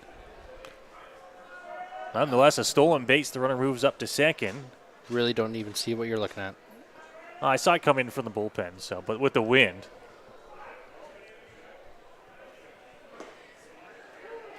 Called a strike. Farrington now evens the count up at 1-1. Farrington in 3 games pitched this year, 3 2/3 innings. A 4.90 ERA, couple strikeouts and a walk. 2 earned runs have been charged. Jared Lund is warming up in the Majors bullpen, the lefty. And Terrasana will take that one low in the dirt, 2-1.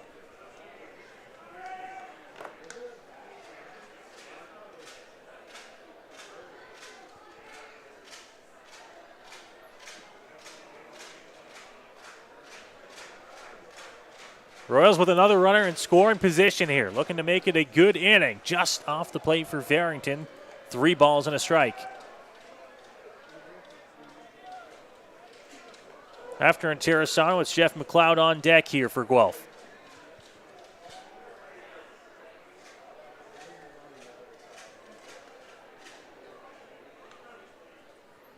Pitch, Interessano, high into the air. Right center field over is Newton, and he's going to be there to make the catch out front of the warning track for the final out of the 8th inning. So a couple of runs here for Guelph in the top half of the 8th. But the Majors go to the bullpen, and Farrington gets them to the bottom half of the inning with a 6-2 lead. Good job by Farrington there. Doing his job, just keeping the Guelph Royals at bay, keep it right there, and that's going to close the book on Jose Arias. Good start for the Majors righty. 7 2/3 innings pitched. 2 runs on 5 hits. 11 strikeouts to 2 walks. A hit by pitch mixed in there. And the unfortunate thing is that's actually going to bring his ERA up just a little bit. But another phenomenal job by Jose there. Double-digit strikeouts once again. Heading into that 7th inning, Jose had thrown 31 consecutive scoreless innings. That ended, well, I should say 31 without an earned run. That ended there in the top half of inning number 8 here tonight. It's pretty impressive. Yeah, not a bad stat to have. And it's a shame that you're looking at it as a bad thing. He just threw 7 2/3 innings. 1 earned run, 2 runs, 11 strikeouts. Heck of a performance here, and puts the Majors in a good spot to win. And speaking of relief pitchers, the Guelph Royals will go to the bullpen as well, as Danny Marquez will come into the game to face Kresminski, McQueen, and then the top of the London Majors order.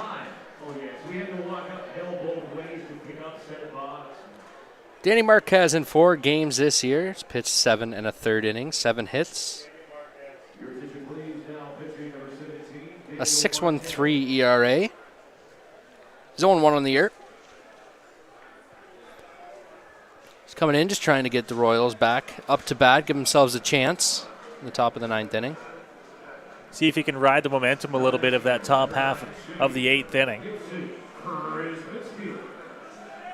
Those 2 runs in the top half of the 8th changed this from a game that the Majors were in total control of to a little bit more of a ball game. Now you can sense that the Majors are into the bullpen. If you're the Royals, great. The Majors, you're through Arias. Now you're into the bullpen. You need a quick inning here. The hardest job for the Royals tonight was just to try and get Arias out of the ball game. Try and get him out as soon as possible, and they couldn't do it. They got him into the 8th. Looks like Farrington's going to come back out for the 9th inning. Majors had Jared Lund warming up, but I don't think he's going to find his way in unless Farrington has some trouble in the top half of the 9th. Cool breeze sends some fans to the exits here in the late going of this game. That's fouled back by Kresminski, and it's a 1-2 count.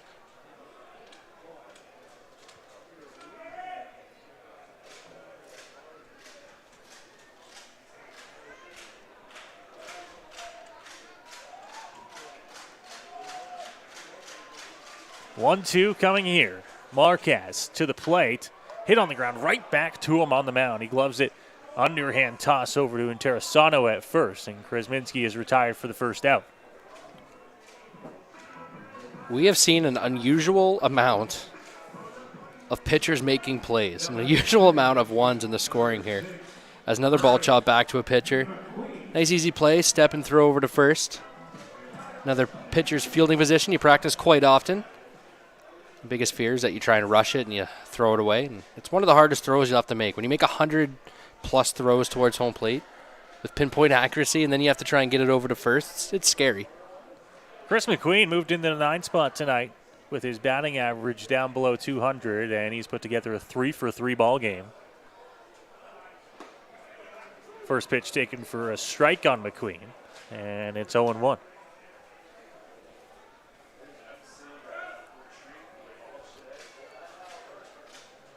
It's not too bad if you're the Majors, if you can keep McQueen hot and keep him in the 9 spot. Allows you to maybe have some speed and turn that lineup over. He's a pretty good 9 hitter to have, you know, one of those traditional ones. A lot of speed, not too much power.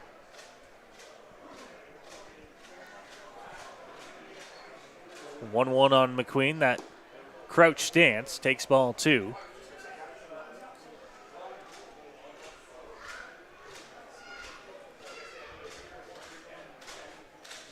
Top of the lineup sits behind McQueen. Danny Marquez looking to try and get through this 8th inning for the Guelph Royals. Drops one in there, 2-2.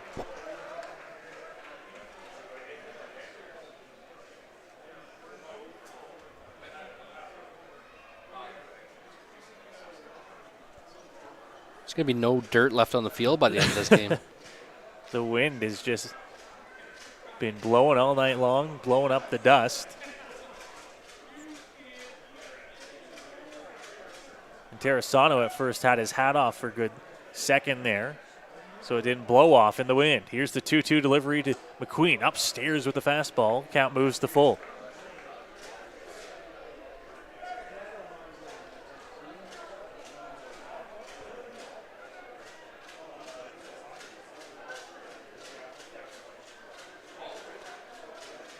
Three-two delivery. And McQueen will take the 1-out walk and find his way on, and continues to have a good day at the plate. It's what we're talking about. It's not just a walk. It turns the order over. You got your leadoff hitter, Newton, coming to the plate, but it also takes some of the focus away from the hitter. As a pitcher, you got to try and be a little bit quicker when you have somebody on base that you know can take off at any time. When you're a little bit quicker, the balls tend to creep up a little bit in the zone. So just advantage Majors when somebody like Chris McQueen or even like Keith Candell, any of these speed demons in this lineup can get on base.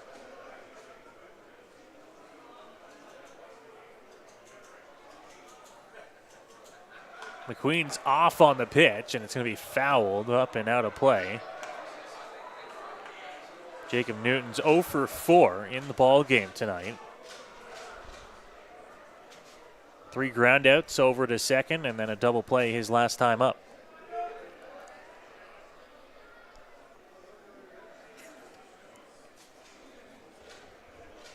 Oh, 0-1 here.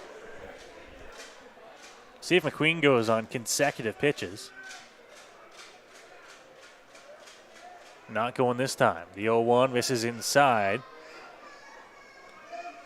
Count moves to 1-1. You can tell Marquez, though, on that pitch was really concerned with Chris McQueen at first. He tried to go too quick. Ended up just getting out front, spiking it. But that's what speed can do. It just takes the focus off of the hitter for that split second. Queen's going again, and once again it's fouled off. This time sliced down the left field line and out of play.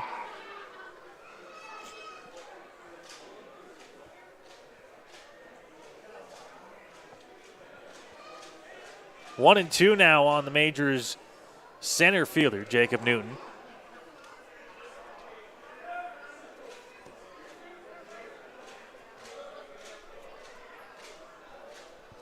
McQueen's lead at the cut of the grass.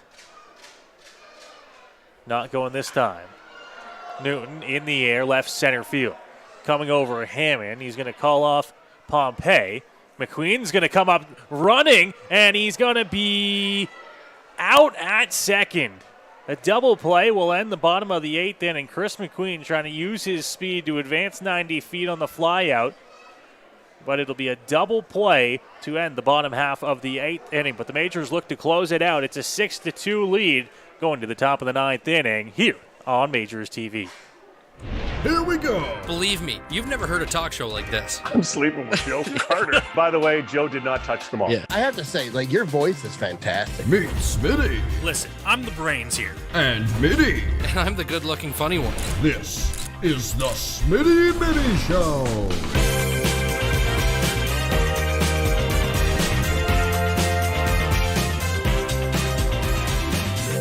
Catch new episodes of the Smitty and Mitty Show wherever you get your podcasts. Here at EatHealthyEats.ca, we believe that a healthy diet and good nutrition shouldn't have to be sacrificed for convenience. That's why we deliver the meals to you so they're ready when you need it, even with your busy schedule. On our website, it's as easy as 1, 2, 3. Start by picking your meals from our seasonally curated menus made from local produce. And after that, the rest is up to us. We'll cook, package, and deliver your meals right to your door twice a week. Then eat and repeat. It's that easy. EatHealthyEats.ca, from farm to folks. Go beyond the scores and get to know the athletes who call the Forest City home. Game Day London brings you in-depth stories and conversations about London's major teams and athletes. Whether it's the London Knights, Nationals, or Lightning, or even your London Majors, Game Day London has you covered. For fresh and engaging sports coverage, visit GameDayLondon.com. Game Day London, a proud sponsor of your London Majors. Back here as we go to the top of the ninth inning here in London at Labatt Memorial Park. Noah Smith and Tyler Middleton up here in the Game Day London broadcast booth. Country Roads blares over the speakers as the fans that are left here tonight look to see the Majors on in the top of the ninth inning to finish off this ballgame. 6-2 lead heading into the final frame.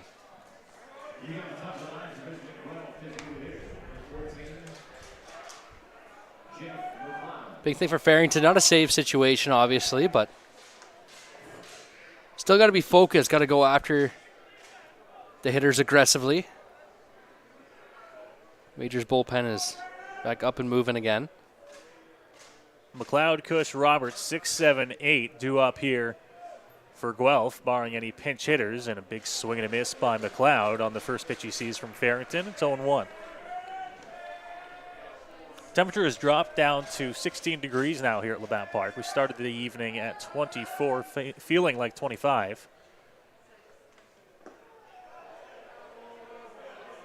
McLeod thought about going around there, holds up in time. They appeal down to third. He doesn't go. 1-1. Looked like a pretty good pitch in the first place by Farrington. I was going to say, I'm surprised that wasn't called on the pitch. Sometimes that half swing can distract the umpire. 1-1. Big cut there from McLeod. Swings right through it. And it's 1-2. Farrington, a guy that doesn't throw overly hard. It's quite the difference from Arias that they saw through 7 2/3. And I think he threw him a first pitch changeup. It's hard to really tell from here, but it looked like some good downward movement on that pitch. Oh, and a good pitch there from Farrington. Doesn't get the call. Count evened up at 2-2 now on McLeod. Looked like a little cutter, maybe a slider on the inside part. The umpire thought just moved in too far. Missing again here, and the count moves to 3-2.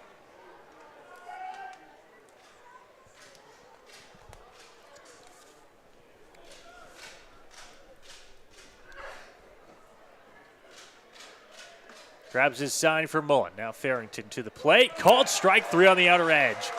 Gets McLeod down on strikes for out number 1. That's what we talked about earlier from McLeod there. Even though you might think that ball is just a bit outside, you need to be protective in the 2-strike count. Don't put it in the umpire's hands.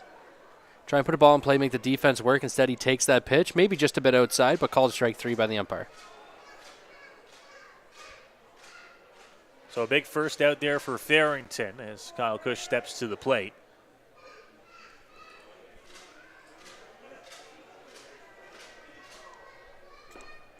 First delivery to him is an off-speed pitch, dropped on the outer edge for a strike, 0-1.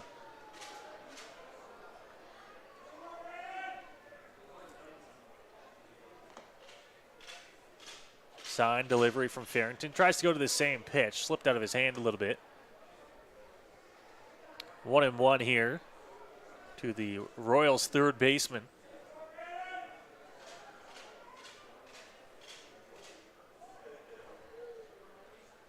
Here's the leg kick delivery. Popped up on the infield. right calls for it. Couple of steps back and then moves to his original spot to make the out. Out number 2 on the pop-up for Farrington. Number 22, Noah Roberts.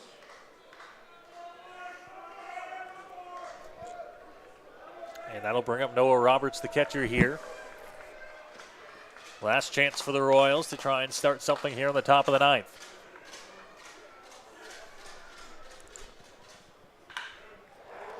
Crushed to right field, but he pulls it foul, landing on the grass berm. Out beyond the right field fence, 0-1. Just a long strike, Mitty, that's it. Yeah, you can tell yourself that on the mound all you want, but you're still going to be a little worried to go back in and tight. You learn 2 things. You say, don't throw that pitch in that spot. When really that's not logical because it was a strike.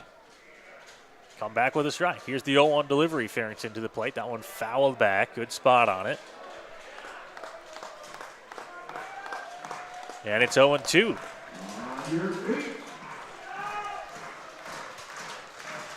Was probably a good 3,000 people here to start the night. That's dwindled down to, call it 750. But they're on their feet, and they're trying to cheer on the Majors here. Farrington's got an 0-2 count. Here's the delivery. Off the end of the bat, left field. A couple of steps back, now coming in is Drew Lawrence. Loses the hat, but makes the catch. And the ball game is over.